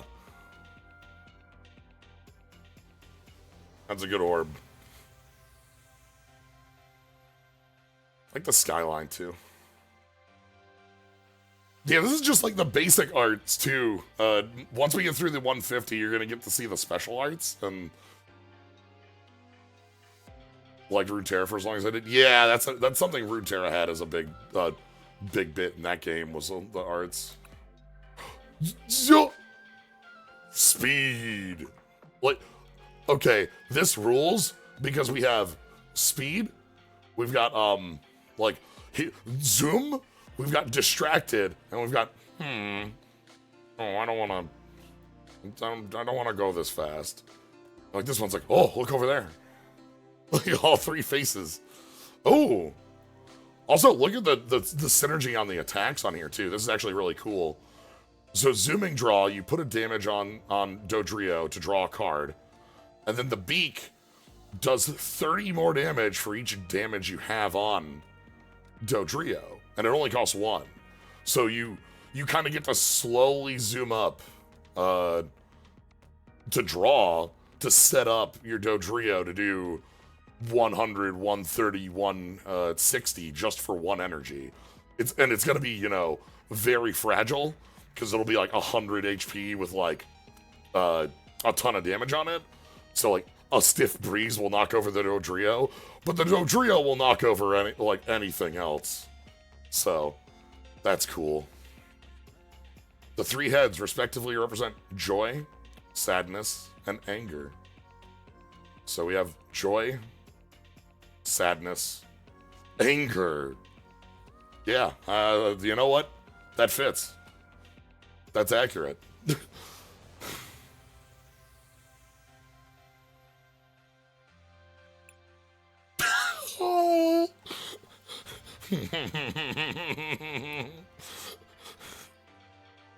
Seal.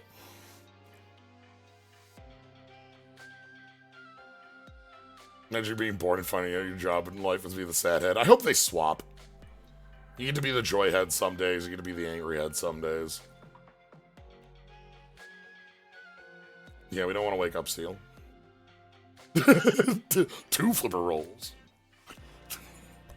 Boom, boom, boom, boom. Rhythm Heaven is a treasure. Oh, that's a good feel. Damn. Alright, let's check out our next friend, though. Ooh, okay. Look at this dugong in like a cool wave. And then we also have the dual splash. This is a double snipe. Radiant Greninja has an attack like this that sometimes sees some power play, but it costs a lot more. A lot of energy. And I think it removes 2 energy to do it. You do it sometimes, though. Dugong. Action Dugong. Sleepy Seal. That's good. Oh! Yeah. Grimer down in the sewers. We got a couple cans. We got a Pokeball floating back there. Grimer. We got a tire. Okay, it makes retreat harder. Sure. Again, you're probably not here for Grimer. You're here for Muck. I wonder what. You're not leaving though. Grimer is continuing to advance.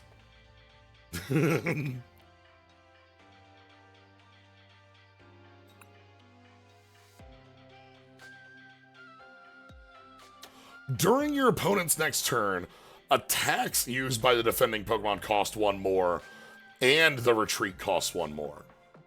Oh. That's cool. That's probably, like, you're probably like, you know, the slowdown here there is only going to last so long. But like, you have the big bomb to build to. That's rad. Because, like, it's going to be harder for you to swap and harder for you to attack.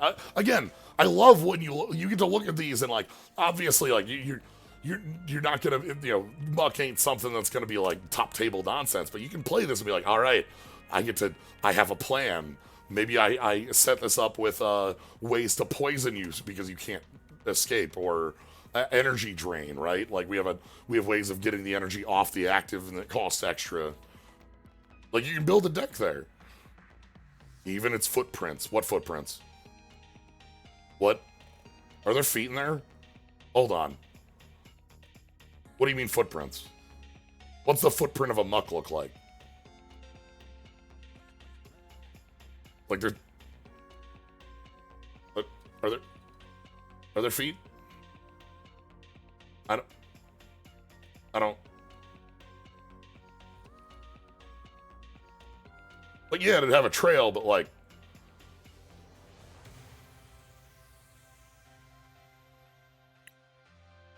Ooh!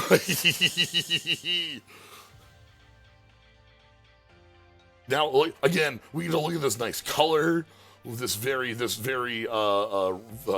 radiant Shelder hanging out on the seaside. It also, like, fine attack here. You know, 2 energy, but it's 30 and then minus 30. You know, 70 HP still means it's gonna get knocked out by 100, but, like, it's fine.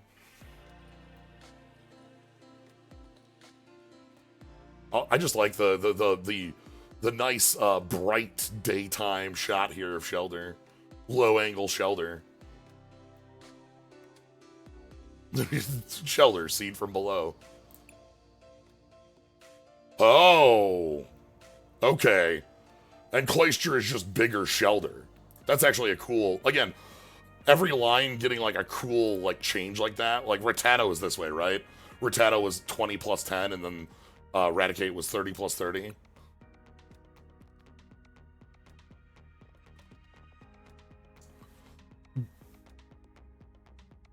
Like, we've seen, so Sludge Bomb here would still hit for 100, but 100 isn't enough to kill. In the Muck versus Cloyster matchup, you know?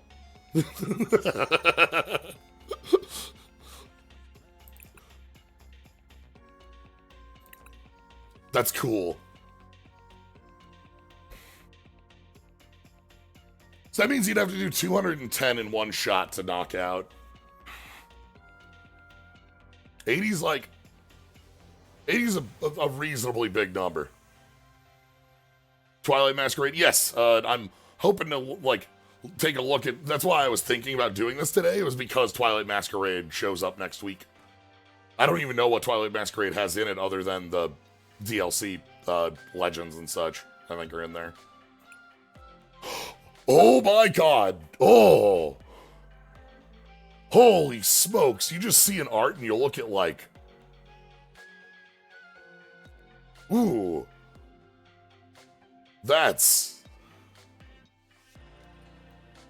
Like, the dark memories flow out of the building. The ghastly hiding by the broken windows as the dark energies seep out into whatever is going on out here. What a... Damn. Again, the fact that every Pokemon has had a different style here has been so big. Oh, this is good. Let's take a look at what... I mean, as we've seen also, same artist has been on the full evolution lines. Yeah, you don't want to be breathing that.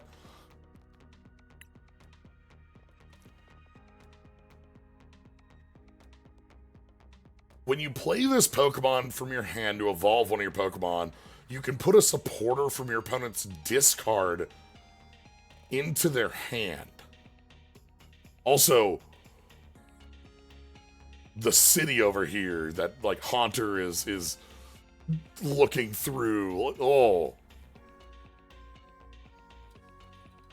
The Vegas-looking sign. Again, just... What a style for this. Mumble. What does this do? What? Haunter knows about the concept of crime and is excited about it. Okay, I have to assume Gengar is going to work with this, right?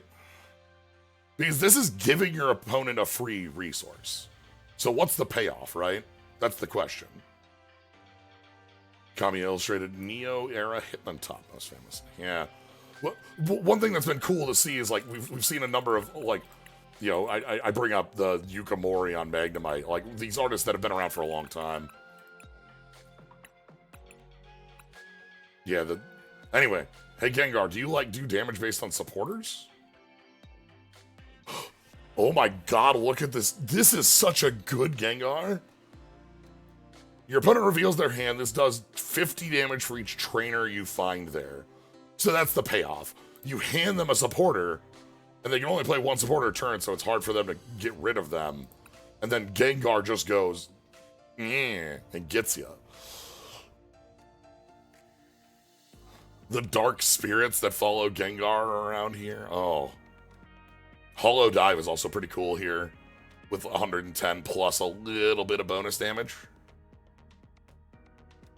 Remarkable body shape and experience. Yeah, this is just such a incredible Gengar. And again, the cityscape coloration, like, look at this up here, where we have this completely, like, different, like, lines of color in the background. Yeah, Zero Retreat too, you can just swap right on out. What a cool Gengar. Damn. I love these. Oh my god. So many different hits.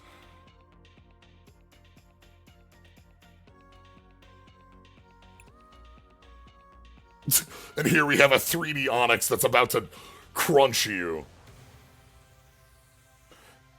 Wait, hold on. Like, this Onix is about to, like, slam directly. Discard the top 5 cards of your deck. This attack does 80 damage for each Pokemon with a retreat cost of exactly 4 that you discarded. You just get a bunch of Onixes thrown at you. Maybe it does 80 damage, maybe it does 400, maybe it does 0.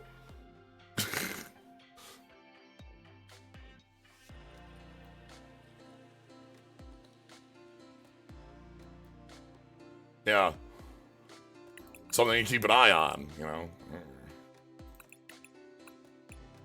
Other friends of Onix.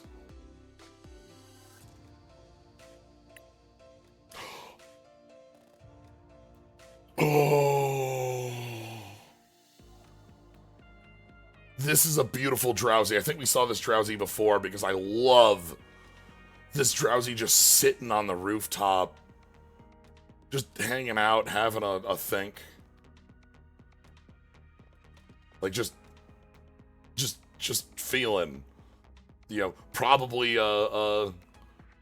maybe eating a dream from the house next door, the kids going to sleep, as it is the Dream Eater.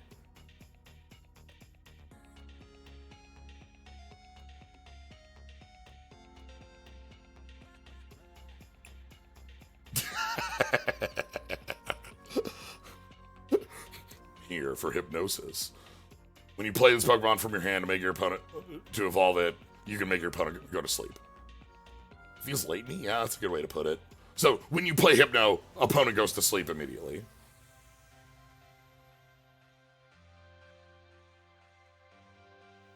That's cute. Just sort of like sneaking through the alleyways.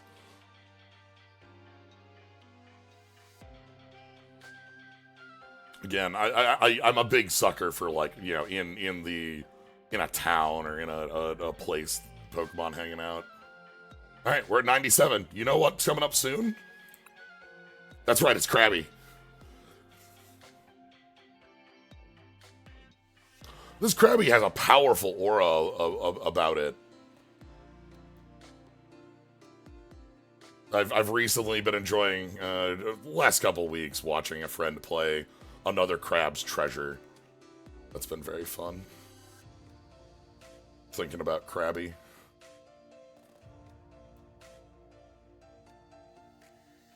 Crab Hammer. Search Jack for 2 basic energy and attach them to this Pokemon. Okay.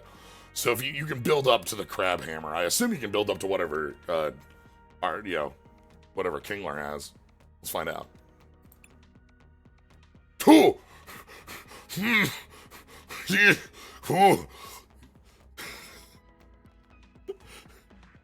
The crab in the wild is here for crushing, for killing. 220. Seeing that number on like a non-EX on a stage 1, I'm just like, ooh, okay, go big. You know, as we saw before, like Charizard EX hits for 330 or something. This one you obviously work for, but that's funny. That's fun.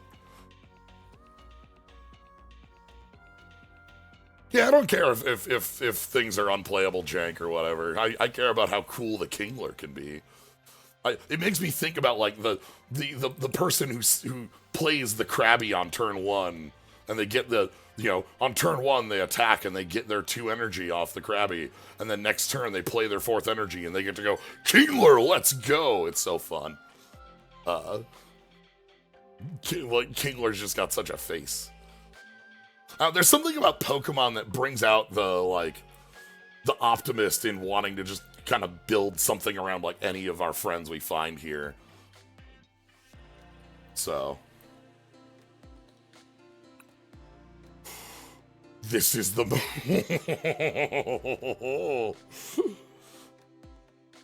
But yeah, clearly like that setup is so much worse than whatever you're being able to use in Chien-Pao, but that's not what it's here for. It's here for people who like Kingler.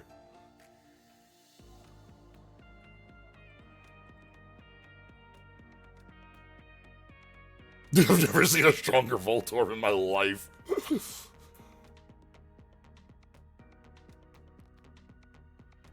I don't know what Gym Leader format means.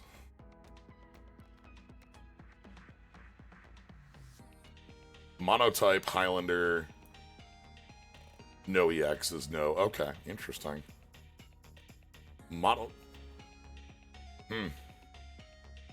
Singleton's hard to do in a game with prizes. Like, if your middle evolution gets prized, that entire line is dead. Anyway, the strongest of Voltorbs leads to the happiest of Electrodes. Oh.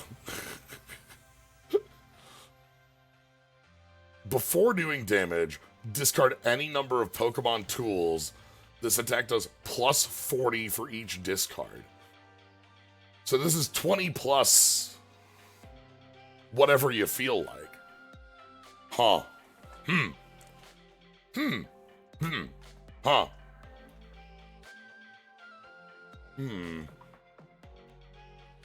Oh, the format's black, white, onward. Okay, I was thinking like standard style format, which made that a lot harder because it's like, all right, you get 1 copy of Heavy Ball or whatever, and that's all you got.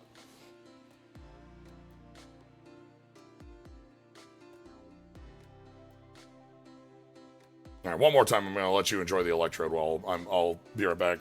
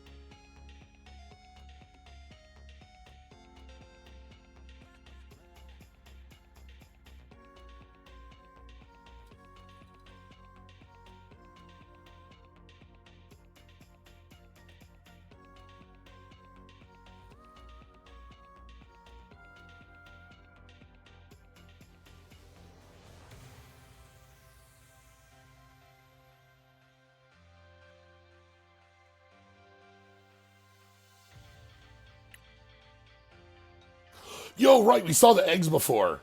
This was tag yourself. Right? Tag.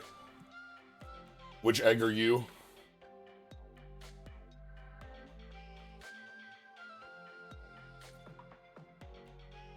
I'm feeling like back left egg right now.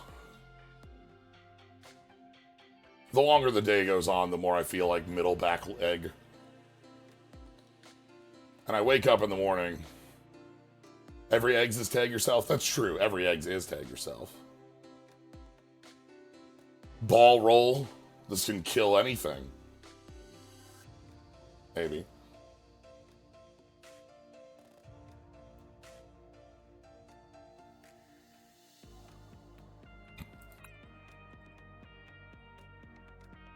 Hammer in.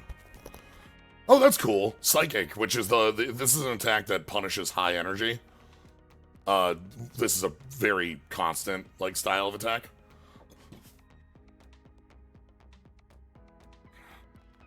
And of course, Executor gets that because Grass Psychic. That's cute. Also enjoying walk up the beach. You might see an Alolan Executor somewhere around here. Yeah, they make sense on a grass type in the sense that this is a grass psychic. So, like, the coconut Pokemon. Alright, we're in the hundreds. Last third of the Pokemon, and then we get to trainers, and then we get to Altarts.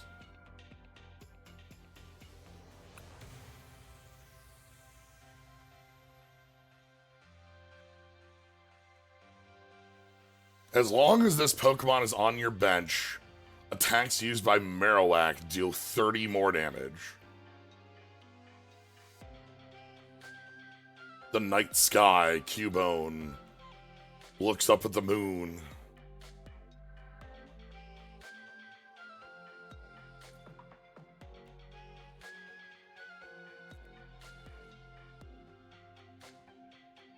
What a fun...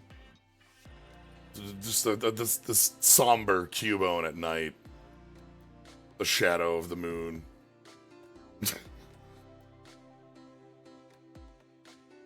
Cross the moon. Night is... Now I'm thinking about Thunderbolt Fantasy. Dang. Okay, so Cubone's power up the Marowak. This is the powerful Marowak. Does 30 damage plus 30 to a bench, so that'll be... and this only hits the active, so it'd be 30 or 60 or 90 or 120. And it could make the Boundless power up to, like, 210 if there's a ton of Cubone around. Maybe have to use a Golduck or, you know, friends to make sure the Cubones stick around. This quarry is getting absolutely demolished. We have a rock broken out of here, over here. Also, the bone is complete, whereas this bone is kind of broken. Alright. Next up on the bone, after Bone Keeper is... Hua! Deals 10 damage to each of your opponent's Pokemon, then switch. Okay. Just minorly chunk, like one tiny hit on everyone. Okay, like what's the... I wonder if like maybe Hitmonchan needs to hit a damaged Pokemon? This is POV, you're about to get kicked in the face.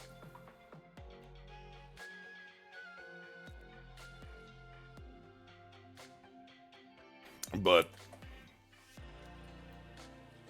And then low kick for some damage. Does Hitmonchan have like a... I want to guess Hitmonchan has like a, if it hits a damaged Pokemon. Counter. If this Pokemon is active and is damaged by your opponent's attack, hit it for 3. Excited Punch deals 60, and then next turn you get to deal 60 more. Okay, so 60, 120, 120, 120, 120.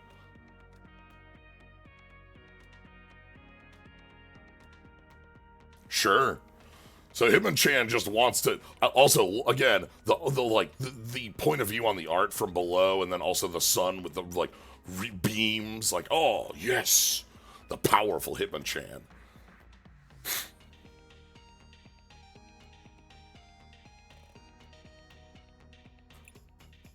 Lord. Yeah, Lee hits and then Chan counterattacks. That would make that. Yeah, that's the swap in, I suppose, on those two at least. You can swap into, like, again, a Pokemon that has, like, an ability in the active is more what you're looking for when you do things like that. During the next turn, the defending Pokemon can't attack.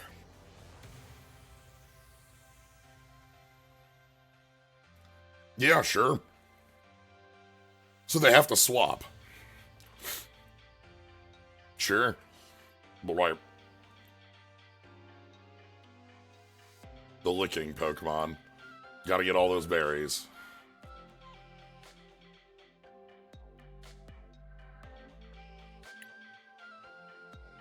Oh, I think we saw happiest coughing in the world before. This is the power of the sun. Coughing at sunset is just so happy. Confusion gas.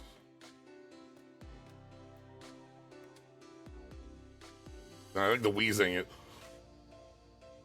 Yeah, because the wheezing. We saw these two. If this Pokemon is knocked out, flip a coin. If heads, knock out the attacker.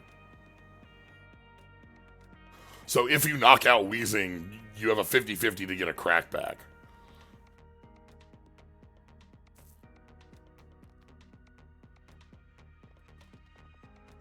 Wheezing. No.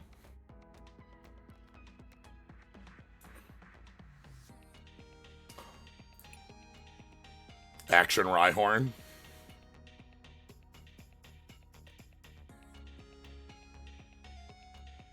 It can remember only one thing at a time. Once it starts rushing, it forgets why it started.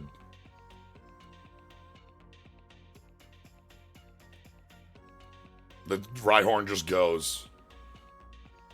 That's why you have Rhyhorn racing.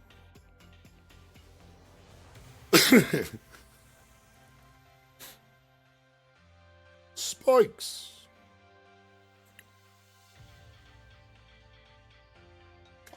Ooh, another Pokemon that cares about Giovanni's charisma. We're using the I guess the Pokemon that we'd expect on that. Once we get to Giovanni's charisma to see what goes with that. That's 180.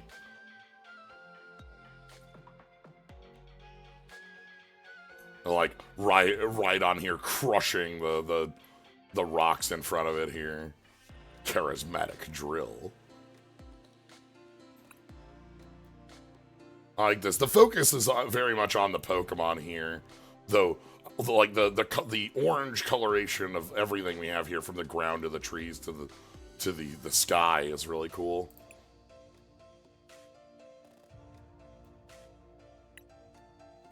Oh, I'm just happy looking at this Chansey on a bench. If you took this Pokemon as a face-down prize card during your turn, and the bench isn't full, before you put it in your hand, you may put it onto your bench. If you put this Pokemon onto your bench in this way, flip a coin. If heads, take one more prize card. So if you find the Chansey in the prizes, the Chansey gives you a lucky clover, and you have a 50% chance of getting another prize.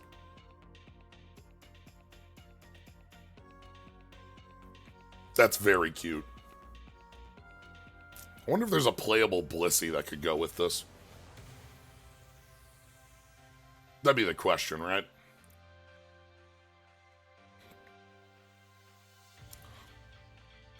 And like, this ability is gonna come up super rarely.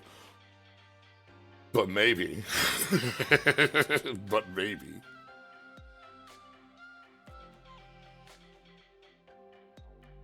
Yeah, the Chansey eggs are like new. I just assume the egg like comes back. Like there's just another egg there every day, and this isn't like an egg in a normal sense. This is an egg this isn't an egg that's gonna hatch. This is an eating egg. Chansey just has this as a thing. Oh my God, Tangle up, please. You can do it. I believe in you. Tangle up. If you played Erica's Invitation from your hand, it does plus 60. Okay, so we know some more of the cards we're going to be seeing. And of course, like, you know, more of the Gen 1 characters makes a ton of sense. You know, Erica, Giovanni. Is that a jump? I think it's stretching. I think it's trying really hard to get the berry. That's cute.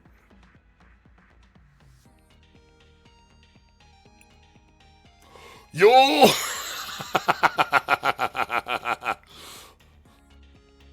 Look at the baby doing the same pose.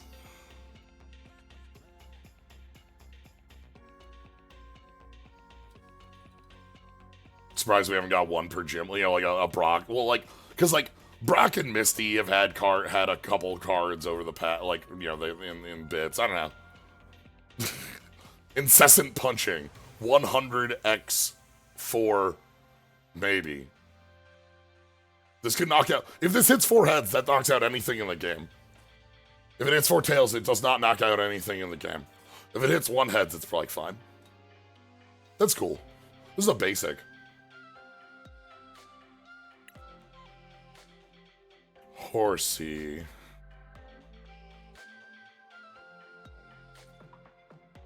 Just really nice, relaxing Horsey under the water.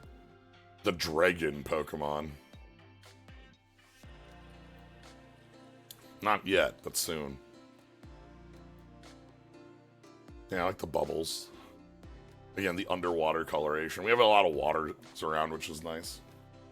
Alright, what's Kingdra got? Or sorry, no, we're not getting Kingdra. Gen 1. Blinding Ink. During your opponent's next turn, defending Pokemon tries to attack. Flip 2 coins. If either is tails, it doesn't happen. Okay, so like a bit more work. Like it's a 3 and 4 version of Lickitung. Like Lickitung just says they can't attack.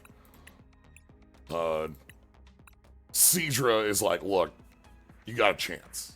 You look, maybe you flip 2 heads. Come on, just do it. Go for it. It's fine. It's okay. You can do this. Goldeen. I'll always think of Smash Bros. When I think of Goldeen.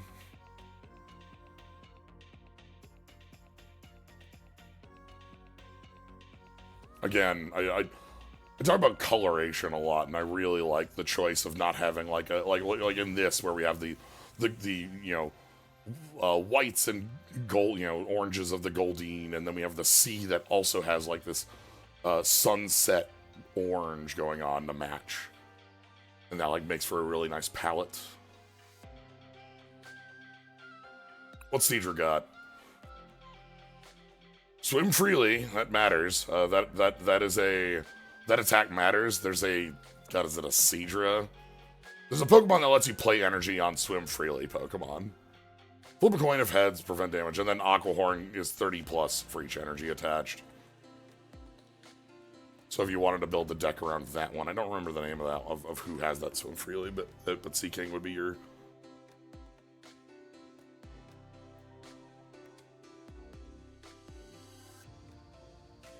These cool flowers underwater here. Good on you, Sea King. 119. Ooh. This, again, very different stylization for Hua.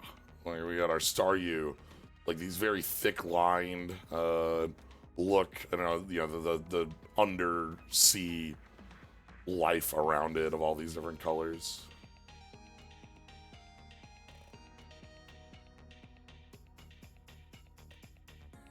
1, 2. And these points.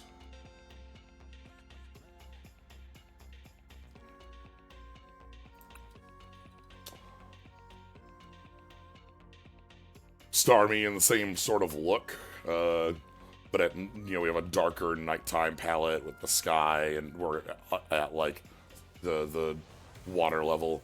Once per turn, you put 2 damage counters on one of your opponent's Pokemon. If you place any damage counters this way, discard this Pokemon. Okay, so Starmie can take a snipe and then leave. So maybe like Starmie Golduck? I don't know. I'm just thinking of like ideas of engines. None of them are going to be like anything big. Just like you cycle Starmies and keep sniping, and then like Rattata is your attacker. Raticate is your attacker, and this is your way to make Raticate cool. You know?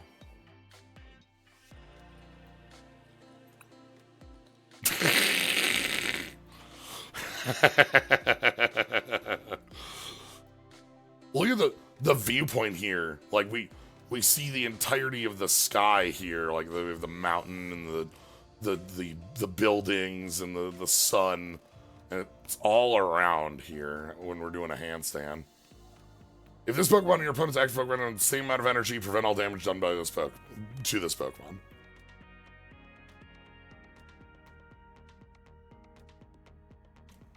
That's interesting.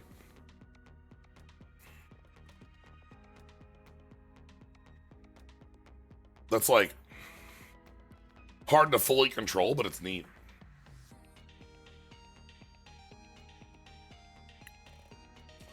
Sigh. Attach a basic energy from your discard pile to a bench and a big slice. Scyther obviously is gonna like look a little like alone. Like isn't gonna be something you're like, I'm super interested in building into Scyther because Caesar exists, of course. But at least Helpful Slash is damage plus energy regeneration. Like that's a good 1 energy attack. That's fine. I ain't gonna feel bad about that. Of course. Oh, of course. I didn't think we'd have an EX on Jinx. If your opponent's active Pokemon is asleep, it is knocked out. Oh. Hello. Huh. Friend of Hypno then, right? When we saw that earlier, Hypno, that's an immediate combo you'd think of.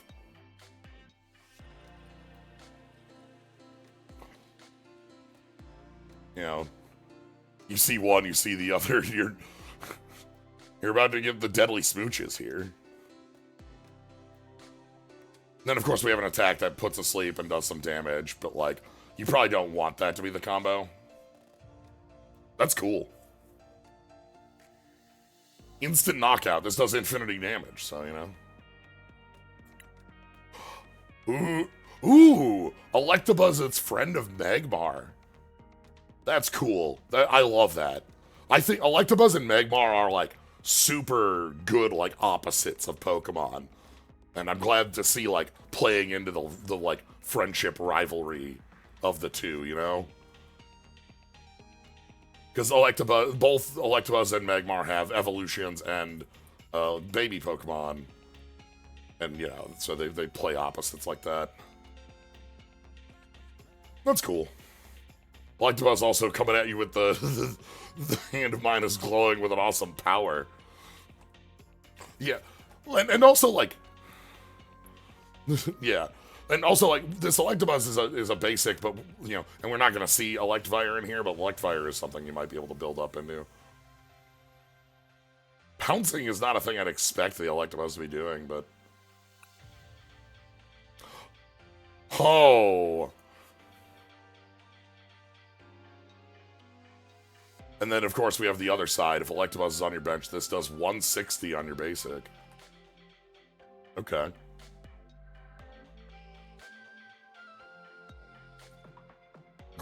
Grabbing you. Very close up of the Magmar. That's a cool thing to build towards. I like that. Yeah, the mirrored pair bit. Both have 90, both to a treat. Anyway, here's a different friend. Stag Beetle. If you have more prizes than your opponent remaining, you deal 90 plus. You having more prizes is you losing. This is a comeback. Important to remember that if you're not familiar with how those end up working. So if you're losing, this is 180.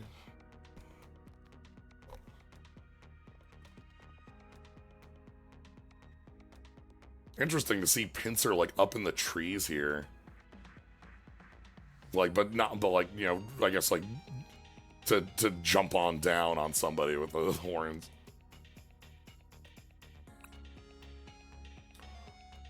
I was always a like, Taurus was like, nah, it was like my least favorite of Pokemon, but Paldea has like fun elemental Tauruses, and I like fun elemental Tauruses. Gather the crew. I think this is the same attack that Paldea and Tauruses have, actually. This might have like a plus 10 on it. It's close. One day Pinsir will get an evolution. Pinsir will never get an evolution. The management. Alright, 128.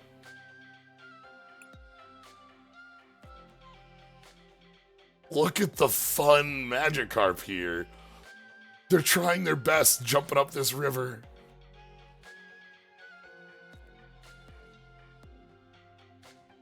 Flip a coin till you get tails. For each heads, draw a card. 30 HP. Magikarp, historically, has been 30 HP and hasn't moved, which is, you know, it's the lowest HP that exists. I don't think anything has 20. There might be like Pokedolls or something with 10. There might be like some of those that have 10, now that I think about it. But I don't think anything below 30. I think even the babies have 30. You're gonna lose the game playing this. If you show up with a rigged coin, you'll lose.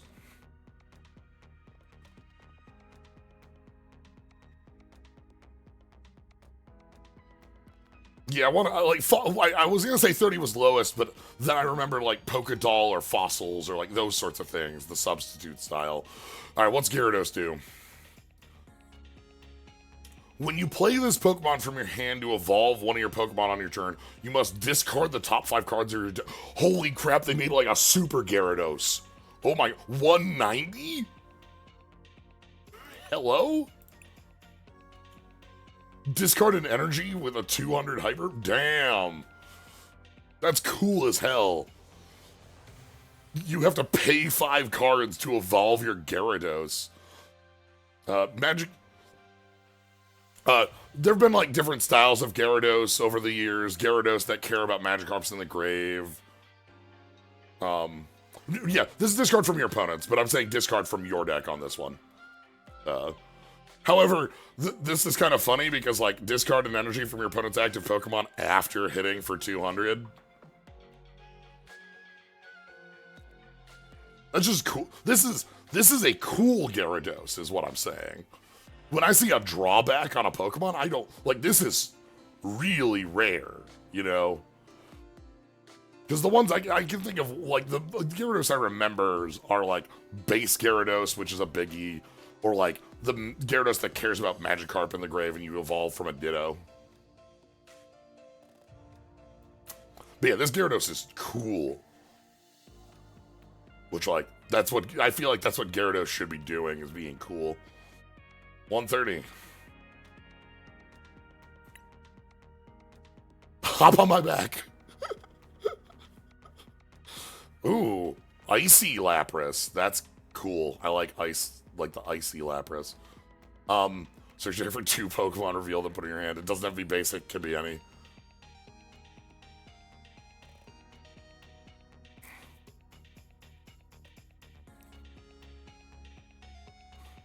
That's fun. Again, love the different variations of like areas we see our Pokemon in. Hop on my back.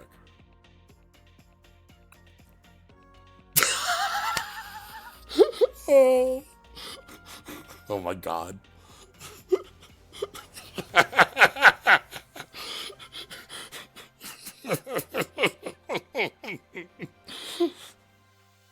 find the Ditto? It's somewhere.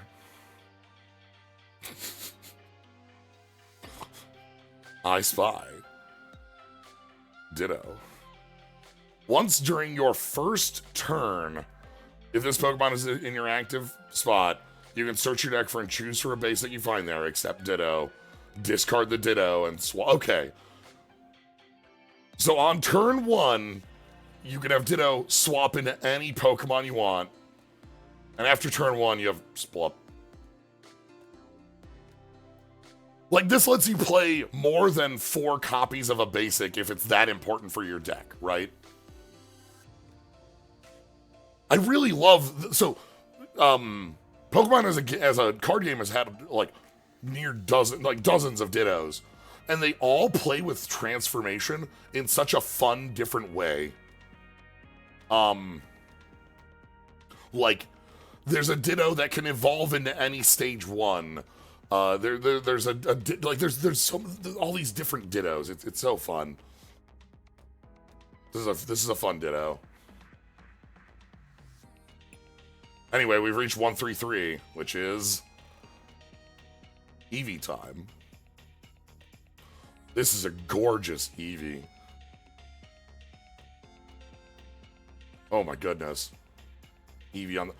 Search your deck for 3 Pokemon of different types. Flareon, Jolteon, Vaporeon. I was about to say Glaceon. I'm so sorry. Vaporeon, I didn't mean it.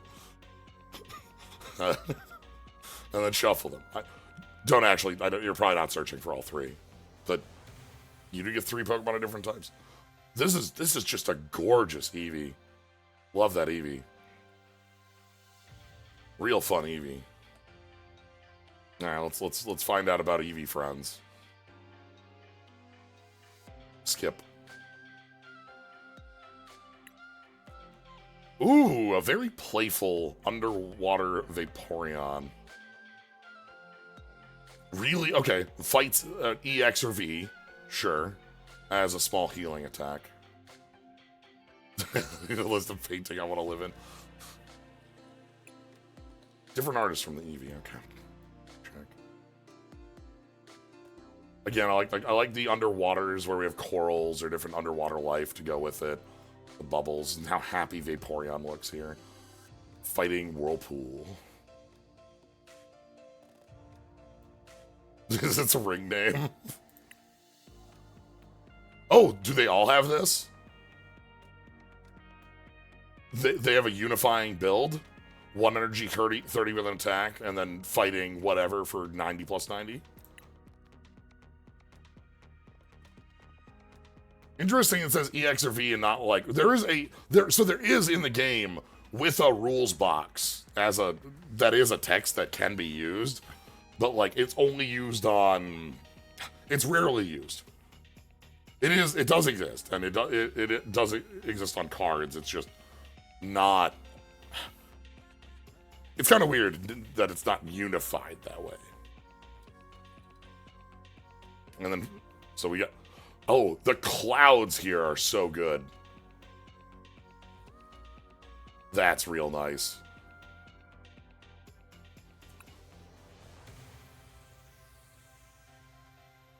Fighting Blaze. This one's my favorite. Actually, the cloud one might be. No, this one, the action on this one. Like, this is like Flareon mid-hop, like, with its tail, like, jumping backwards.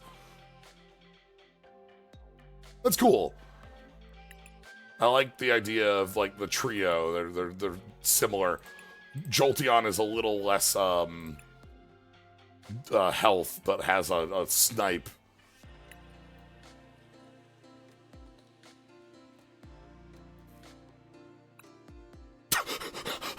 Oh,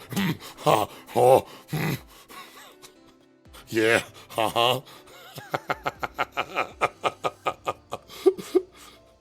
Beautiful. Just perfect. This is the world that Porygon lives in. Like, yep. Conversion 4. Choose that any type. That's like illegal types. Until the defending Pokemon leaves the active spot, its weakness is now that. You just can't choose normal type on this, is what I'm seeing. Or fairy, I suppose. But like fairy pulled out, so. 4. What a helper. This is the sort of art I live for.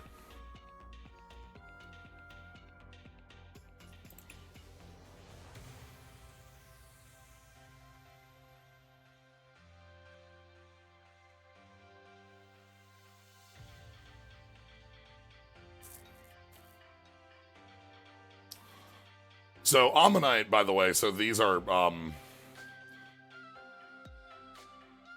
weaknesses are ×2. Like, in anything in the last, like, 15 years. I can't say 100%, but, like, that's just how weaknesses work. Is just ×2 down there. There are like singleton cards that play around with that.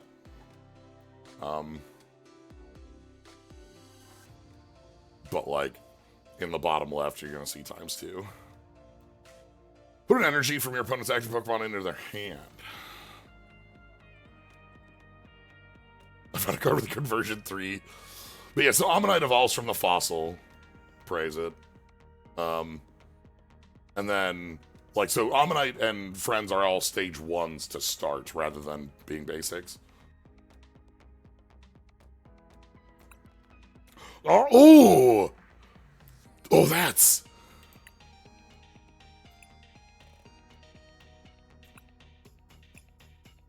That rules. Oh. Amistar here also like looks strong. Your opponent can't retreat, and you get 30 plus. You get 90 plus 30, 30. You know, just for like a cool friend. Stick somebody that they don't want in the active, and they have to work to get them out. The art again. This is such a cool like movement in the art. Blood in the water. Well, we're nearing the end. There's only a few Pokemon left in this. And you can probably guess what's next. Ooh, look at this, like, digging down here. Kabuto. Kabuto, huh? Kabuto. Double Scratch is 70x. It's a stage 1, so 140 on its best, 0 on its worst. I like the like in the sand sort of pulling out here. What is Kabutops at? Well, you asked a question. And well, I'm glad it paid off immediately.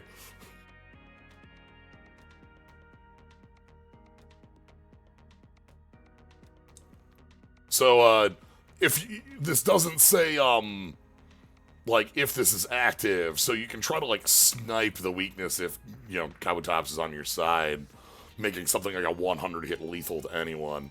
If you can, like, swap between, like, maybe Eevees, you know, you swap between Eevees. You have an Eevee, and then you can swap between Flareon, Jolteon, Vaporeon, others like that.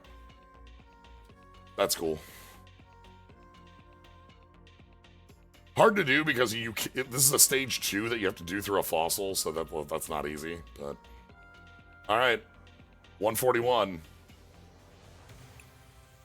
First off, love the art. Holy shit!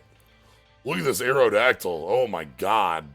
Special beam cannon. Whoever is off screen here is getting a hole in their chest. Like.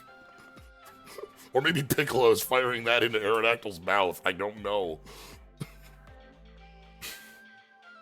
I guess that's the devolution ray. So this is a really, really cool attack, by the way.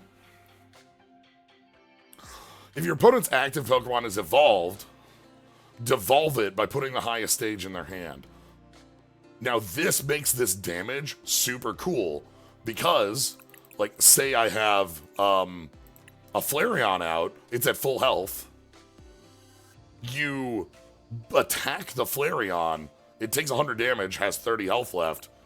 Whoops, it's actually an Eevee with 100 damage on it, dead. Like, this lets you, like, snipe in much stronger ways than you might think.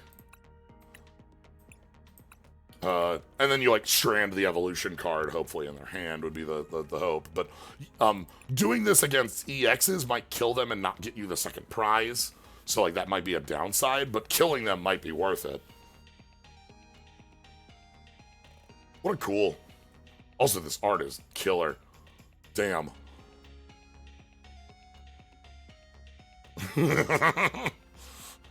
Alright. Oh my god. Once during your turn, you may put up to 2 leftovers from your discard pile into your hand. Puts the 340 HP Venusaur into the 100 HP Ivysaur. Are leftovers tools? Ah, you play this with Electrode. Okay. Look at this nice napping Snorlax. This is a really good Snorlax having a nap under a tree. It's got a reasonable attack. Bops itself.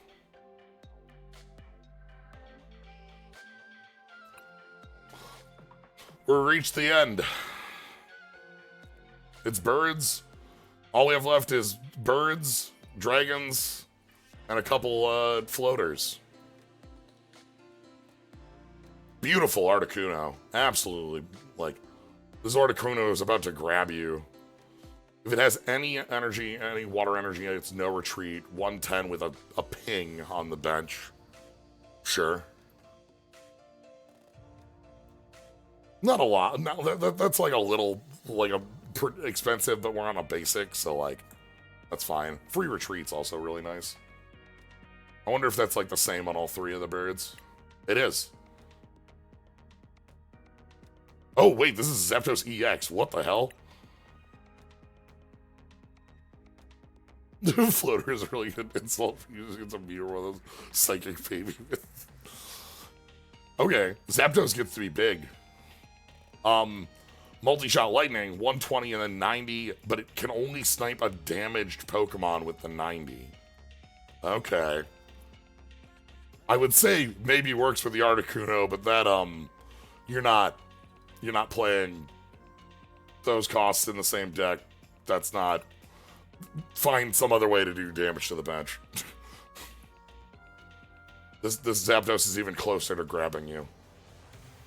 Alright, Moltres, do you also have the float? Flare float. Oh, I love it. The swirling wings, the rainbow, like, that's cool as hell.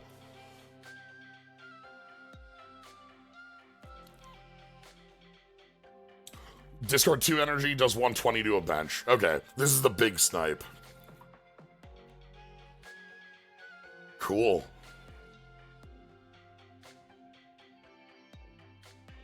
Alright.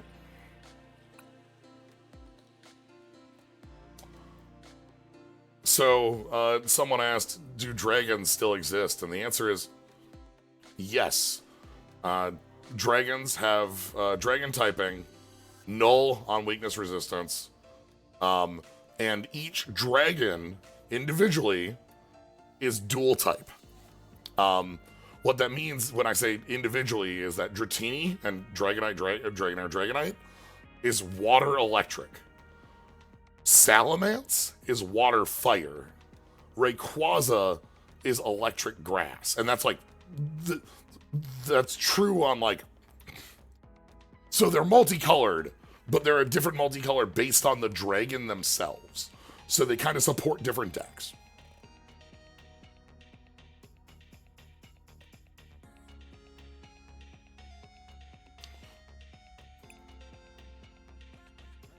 Rayquaza goes back to elect fire now and then? Huh, interesting.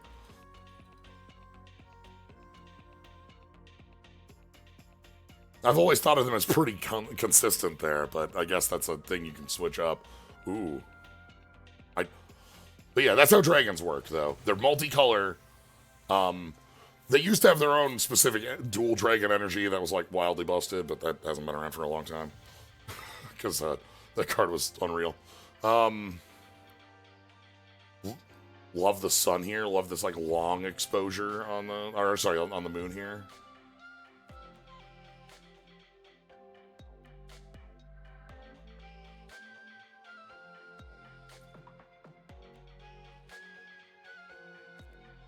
Does this card game have a fire water? Volcanion, right? Or is that the one you're thinking of? In the era that Volcanion was printed, Volcanion EX was dual typed. Because in the set that Volcanion was printed, Steam Siege, they had dual typed Pokemon. This was like half dozen at most. Like it was not a lot of those in there, but they were dual typed. Let's take a look at... Your Pokemon have no retreat cost. That's cute. Look how playful this Dragonite is. Cruising, though. 0 retreat. All your Pokemon have no retreat. And then can 180 for 2 energy and a little bit of a mill cost. Look how high up. Dragonite's having a fun time at, like, above the clouds. Alright. Let us finish up the Pokemon with 2 Pokemon remaining. Dragonite's one of my favorites. Are dorky. It very much is. Oh!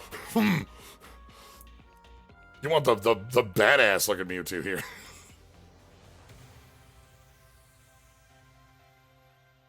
Reflective Barrier. During your opponent's turn, if this Pokemon is damaged by an attack, put damage on the attacker equal to the damage it takes.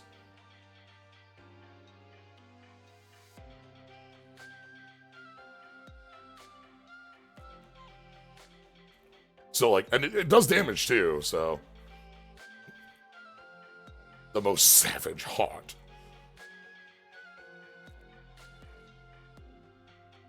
I imagine like a crushing out of a rocket facility sort of thing, but it looks like we might have like a downward viewpoint on this. I'm not sure. Like buildings upward. That's cool. That reflexive barrier attack is really nifty. Like anything that hits Mewtwo is getting slapped back for whatever you came in with. So, going for a hug.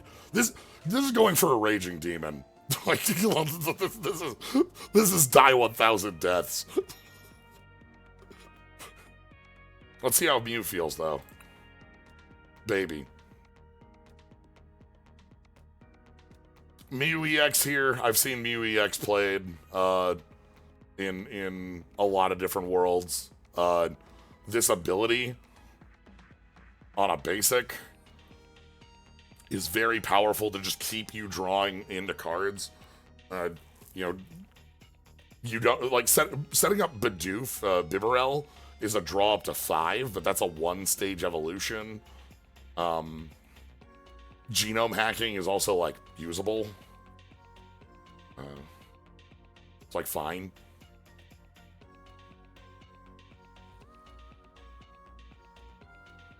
Yeah, free retreat too. So that's Mew. We've made it. Love the in a bubble. That's so cool. The bubble. Mew bubble is such a fun thing. You're like bouncing on out at Mewtwo's castle. All right. 151. We already know a number of the cards we're going to see in here. Giovanni, Erica, Leftovers, Fossils. Oh my god. Look at this.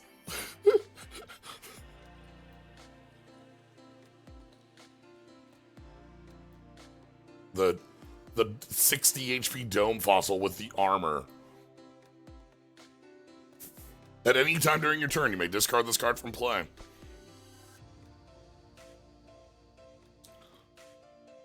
It's a cool fossil, like, in the wall.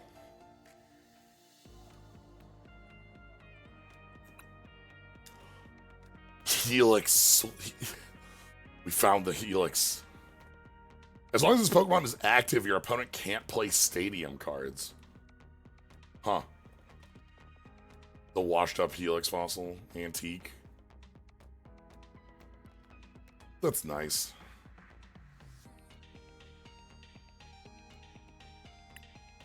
Amber. Prevent all effects of your Pokemon's abilities to this Pokemon. Okay. All three of the fossils are same artist. That's cool.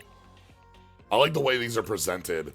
This is like a buried, like long forgotten fossil from an ancient era. This is like an old forgotten fossil washed up on the shore.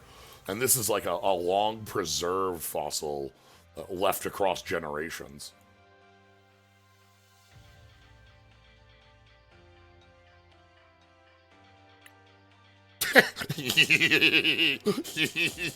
Big. Yeah, sure. You got it, boss. The stage 2 Pokemon this goes to has no retreat. Get out of there.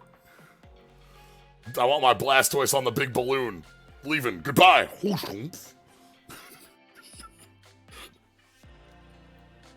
Venusaur, retreat. Fulton.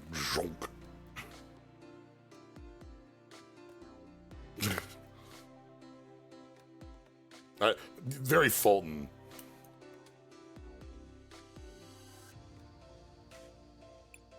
Oh, Bill. Hey, Bill. Oh, Bill. Nah, we can't float the muck. That's a stage 1. Bill's transfer. Look at the top 8 cards of your deck. You can reveal any Pokemon you find and put them in your hand. Oh. Wow. Huh. That's interesting because, like, a lot of the times you're looking for your item cards to, like, continue combo lines and set up. But that's... Okay. You have to have a pretty, like, dedicated deck for Pokemon count for this to be, like, strong. And that's not usual, but it depends on the Pokemon you're playing, I suppose.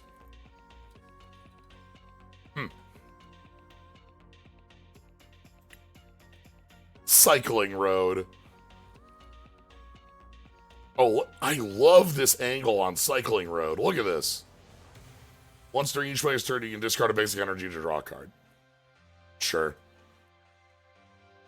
That's fine. Reflexive, like, the reflexiveness of stadiums, I think, is always cool. Like, you just take better advantage of it is the idea. This is neat.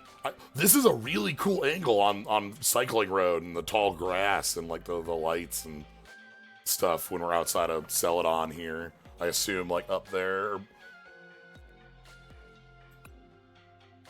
Oh my god, Daisy? Oh, sure. Yeah, okay.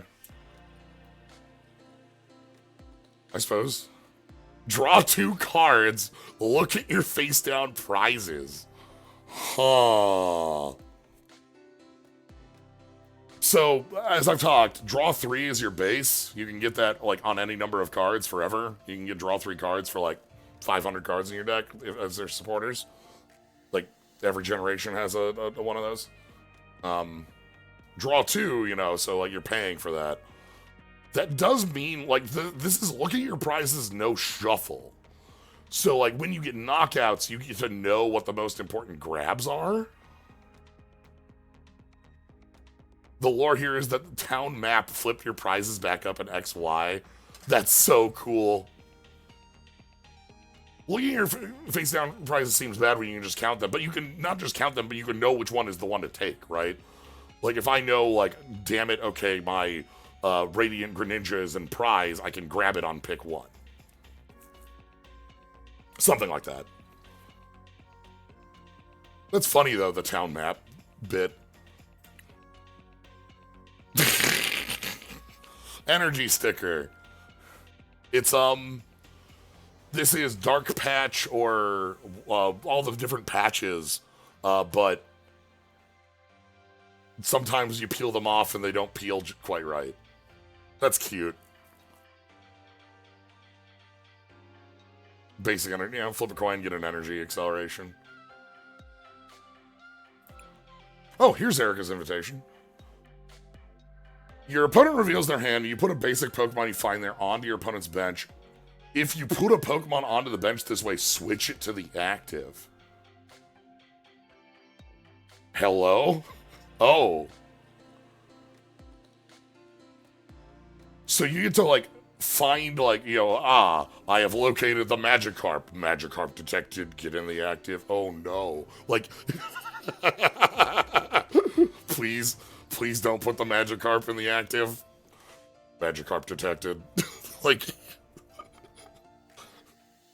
that's funny.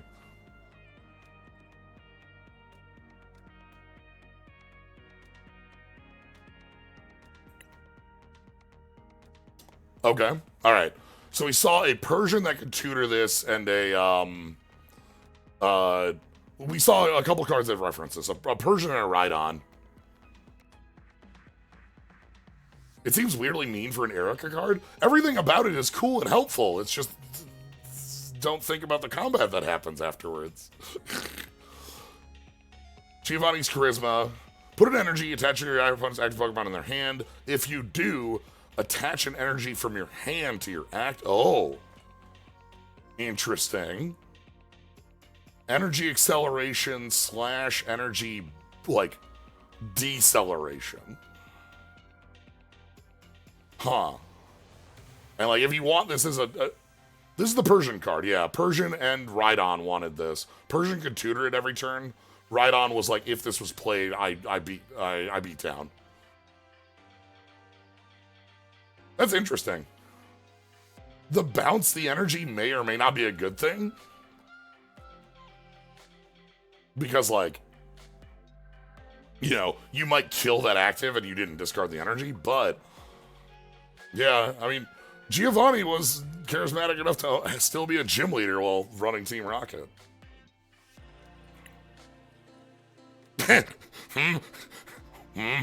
Oh. It's the grabber. Watch out for the grabber. The grabber's gonna get you. The grabber is in cyberspace. The grabber is in like X4 Maverick Zone. He betrayed the irregular hunters and grabbed the Pikachu. Like, I can't believe Magma Dragoon did this.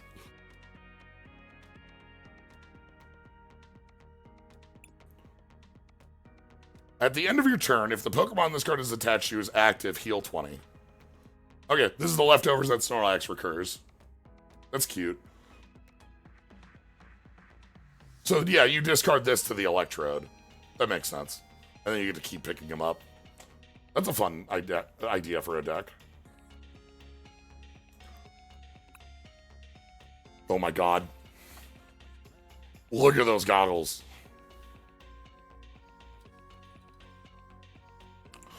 Not only do the goggles have, like, glass here, they have, like, the secondary, like, protector layer. No weakness on a basic. Okay. That's like, nah, that exists. Sure.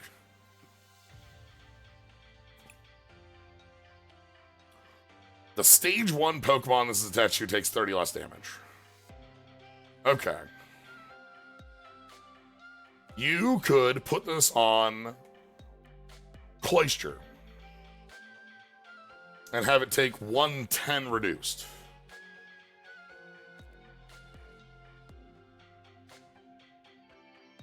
Something like that.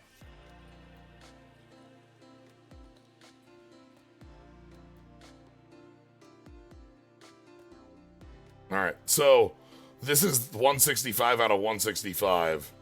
But we're not done. Because we get these.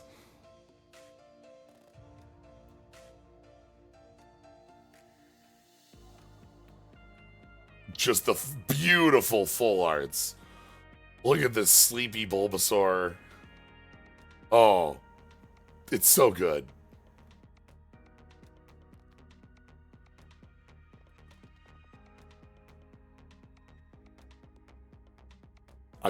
I I love the full art, like especially like full arts of like, it's Bulbasaur. It's not like this isn't like a full art of our big chase Pokemon. It's just here's Bulbasaur having a good time.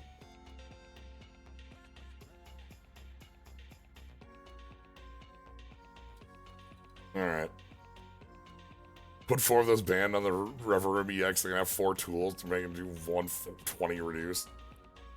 Do we get an Ivysaur? Oh, we do.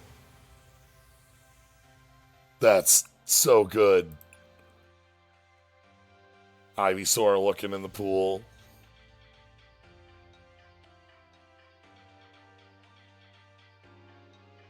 Love it. So we saw the Charmander before, because I opened one of these. And I love the Charmander full art. Because the Charmander full art plays with the Charmeleon full art as a pair. I think I showed this off right at the end of one of our streams, and like, it's just so good.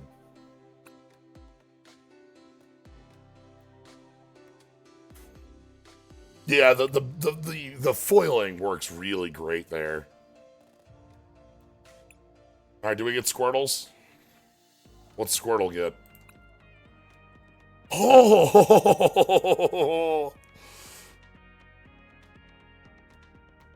The happiest Squirtle. This really like big beach Squirtle playing on this really big full art of the beach. Baby Squirtle. And then we've got the brave explorer Wartortle in the deeps. Yeah, that's good.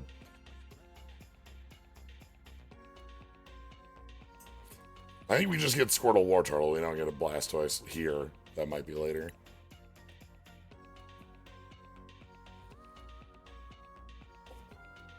Please appreciate the point of view of this Caterpie.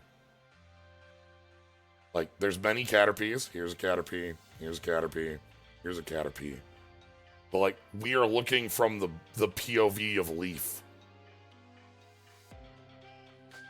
Like, there's the leaf that has been munched. Oh, we have a distant Caterpie too? Yeah, sorry, distant Caterpie here. Munch it on different leaf. That's great. Oh! Now this is such a... Look at all the Pokemon in this one. We got the Nidorans on the ledges up there. We got the 2 Luffy Pidgeys. We got a happy Psyduck over here. We got a Slowpoke hanging out in the brush in the background having a nap. Is that a Blastoise over at the table? Mr. Mime over here. We got a happy Gengar. Probably just played a prank on someone. We got Jigglypuff. We got our Growlithe friend crossing the street. Love it. These are such a strong piece, to have everybody. Yeah. Butterfree up here. It's great. Pikachu. Thanks, Pikachu. Pikachu in the city.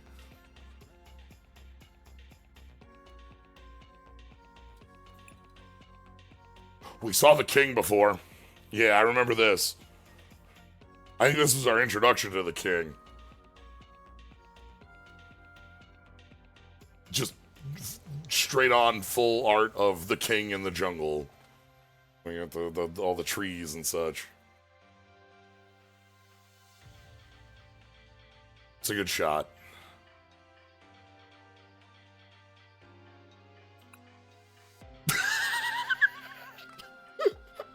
Psyduck. Psyduck. Psy.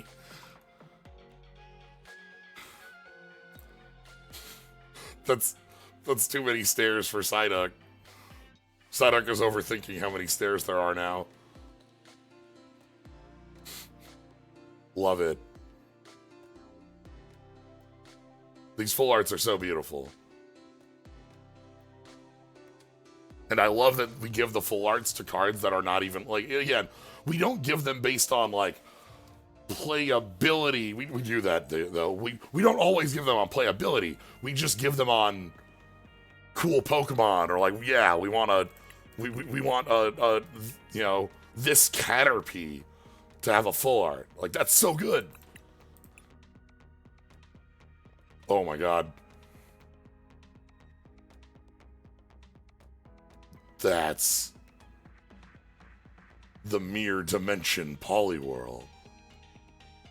And with the ripples. And the lights of the city. I love how entranced Poliwhirl is by the reflection of Poliwhirl.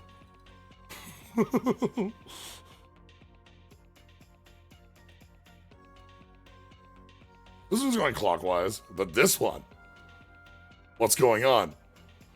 That doesn't make any sense. The spiral. As I said, Poliwhirl.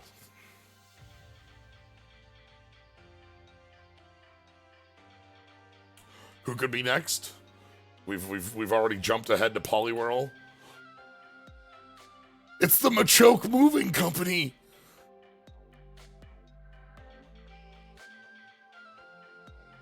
Oh, thanks, movers. The Machoke help you get moved into your new place. They can carry all the boxes and drive. I think they can drive. Pretty sure they can drive. The Meowth.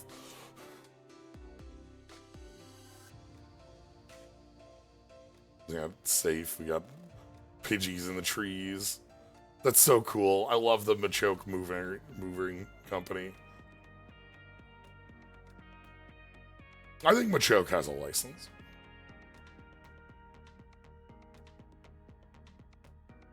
Again, we get a Machoke here. I love it. The fun that this Tangle is having. Just swinging on the tree. I think only one of them can drive through.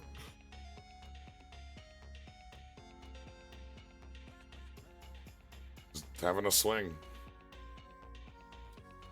Tactful tangling.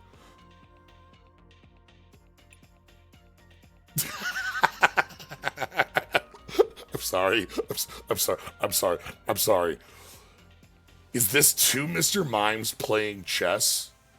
And then there's a Mr. Mime who's like watching the game like thoughtfully, like, yeah. The Mr. Mime is just that's so good. Mr. Mime in the back who's just like, oh, okay, I gotta think on this one.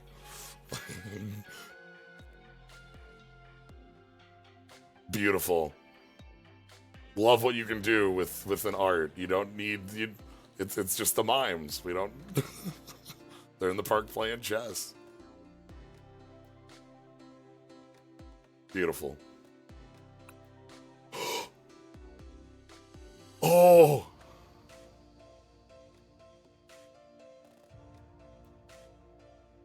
me eating the pieces of my phone's not looking, they're invisible. Whenever I see whenever I see your thing about chess, I think about the like.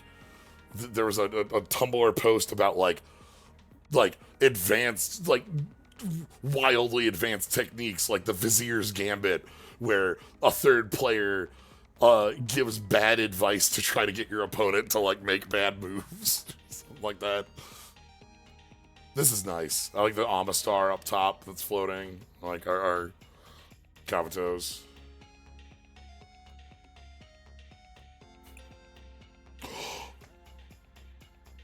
My goodness. And here we have Dragonair in the temple. Like in this like watery ruin of sorts.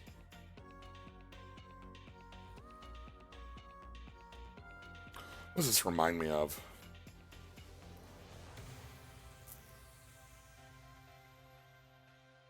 I think it's something specific that's just gone from my brain on this.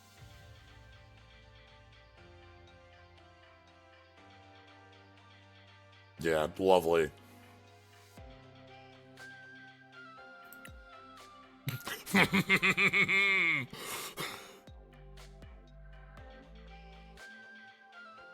Wind Waker, maybe? So we have a number of different styles of EXs we're going to see. That's how we tend to do these.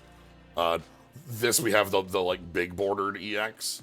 These ones are very bold with a kind of colored background. Yeah, so like Charizard here, we have the bold outlines, the like specific color paletted background, and like an action shot. We have a number of different EXs, and this is a general style we see on them.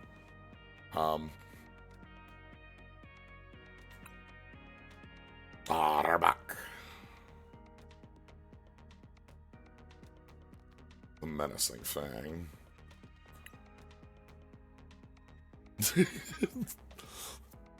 Very nice, just relaxed Ninetales pose.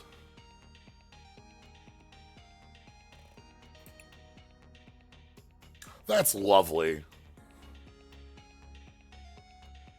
Just this nice Wigglytuff in the bubble dimension. Big full art Wigglytuff. Okay, yep, Alakazam. The giant mustache pushing into frame. Okay, this one's really good. I love how happy Golem is here.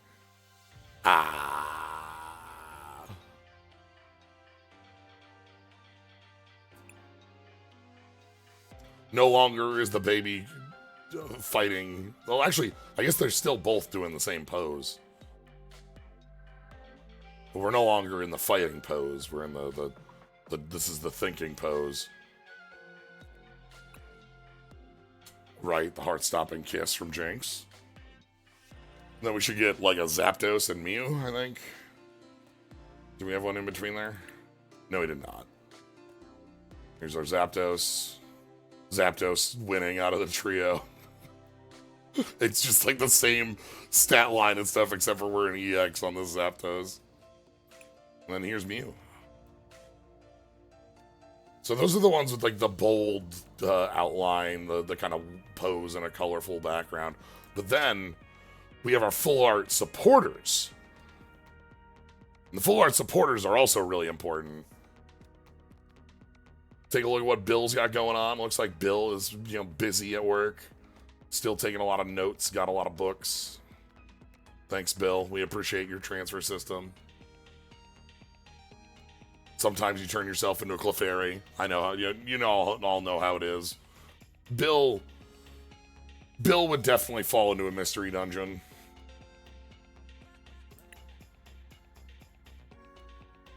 That's cool. I don't know if I can how to value this card at all.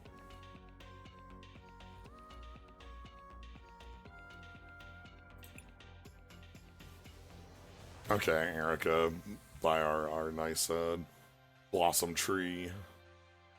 Gonna bring in a Pidgey and then bop it on the head with a Tangela.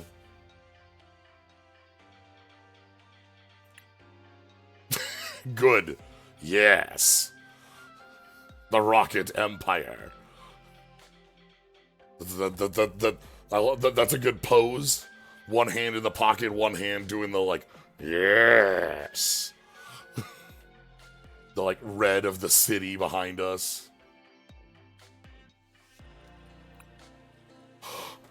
Okay, all right. Here we get our third EX art, and this is where we get some good stuff. The full art Venusaur EX hanging out in the this very, very shiny flower field. Like the framing. Very sparkly. But the Venusaur not sparkling. No sparkles on the Venusaur.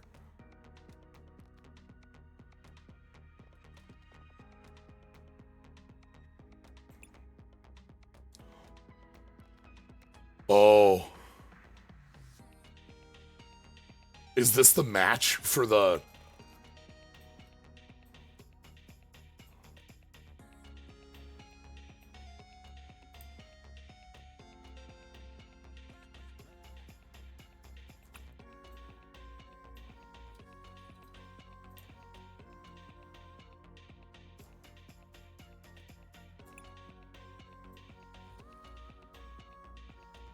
Yeah, same artist. Like we have the match on the this as a trio. I guess same with our Bulbasaur and Ivysaur as well, which then makes me wonder if we've got a match on a third one. This rules. This is such a good Charizard. Look at that. Again, very shiny and everything but the Charizard stands out. Like that's very cool.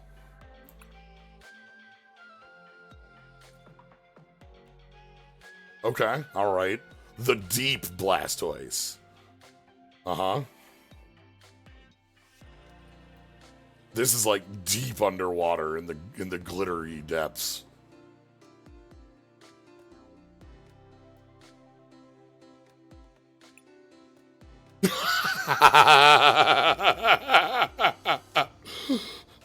Uh-huh.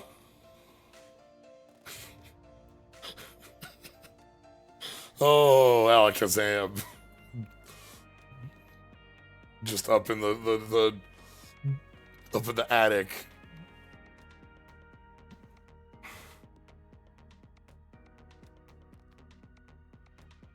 Gotta find the spoons. Who hid the spoons? Where are the spoons? Oh, the trio. Perfect. That's so cool.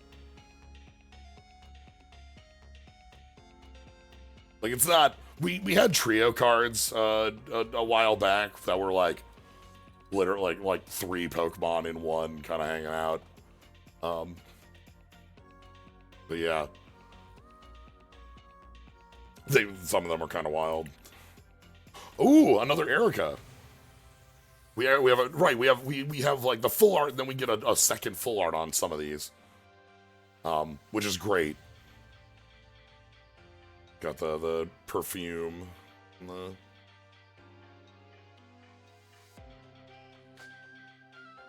lot of different perfume bottles in here. Again, the foiling on everything but the character, I think, or the Pokemon, I think, is really cool. Holy shit! Oh.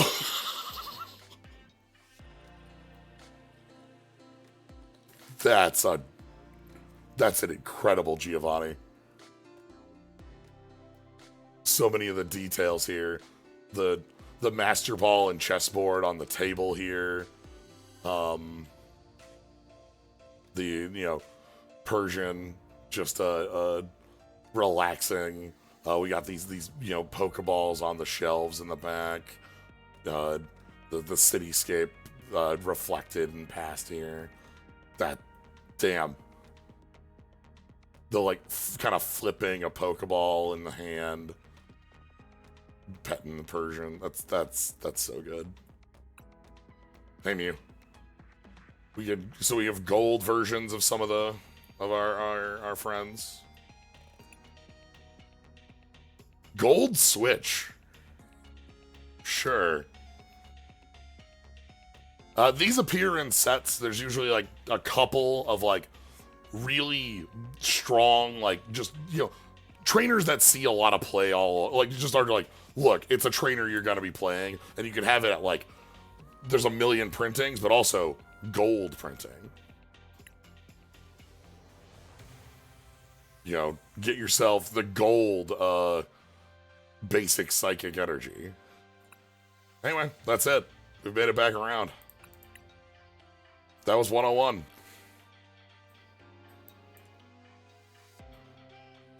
My favorites in here, I loved Porygon.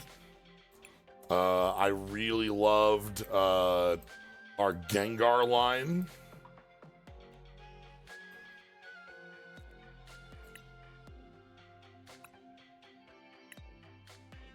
Oh, thank you. The Diglett can't pass? Diglett cannot pass. Thank you, Benak.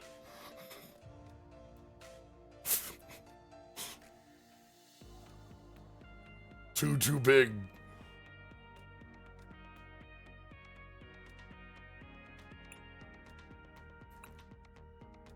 But yeah, like, you know, our Ghastly line, like, I love the Magnemite, Magneton. There's so many good ones in here. I hope you all also found your favorites that you like in here. You know, if it's the Dratini line, or if it's you know, your friend Hyper Beaming Aerodactyl or whatnot. So anyway, that's it. That's all for today. Thank you all for joining. I had such a blast looking at Pokemon here. We have a new set coming out next week. I will definitely find a time to take a look at that, because I don't even know what's in it other than like some of the DLC legends and a couple like one-off things that people have mentioned. Something Dragapult, something you know, things like that. Something Ace specs, which we'll have some more of. So, but yeah, thank you all for joining for this or for Slay the Spire, either or. Thank you so much for having a good time joining and looking at Pokemon. I'm glad you love looking at Pokemon. I love it too. So yeah, if you want to catch more, follow, subscribe, or just hang out and have a good time. Can't ask for more than that. So thank you all for joining. Have a good night, everybody.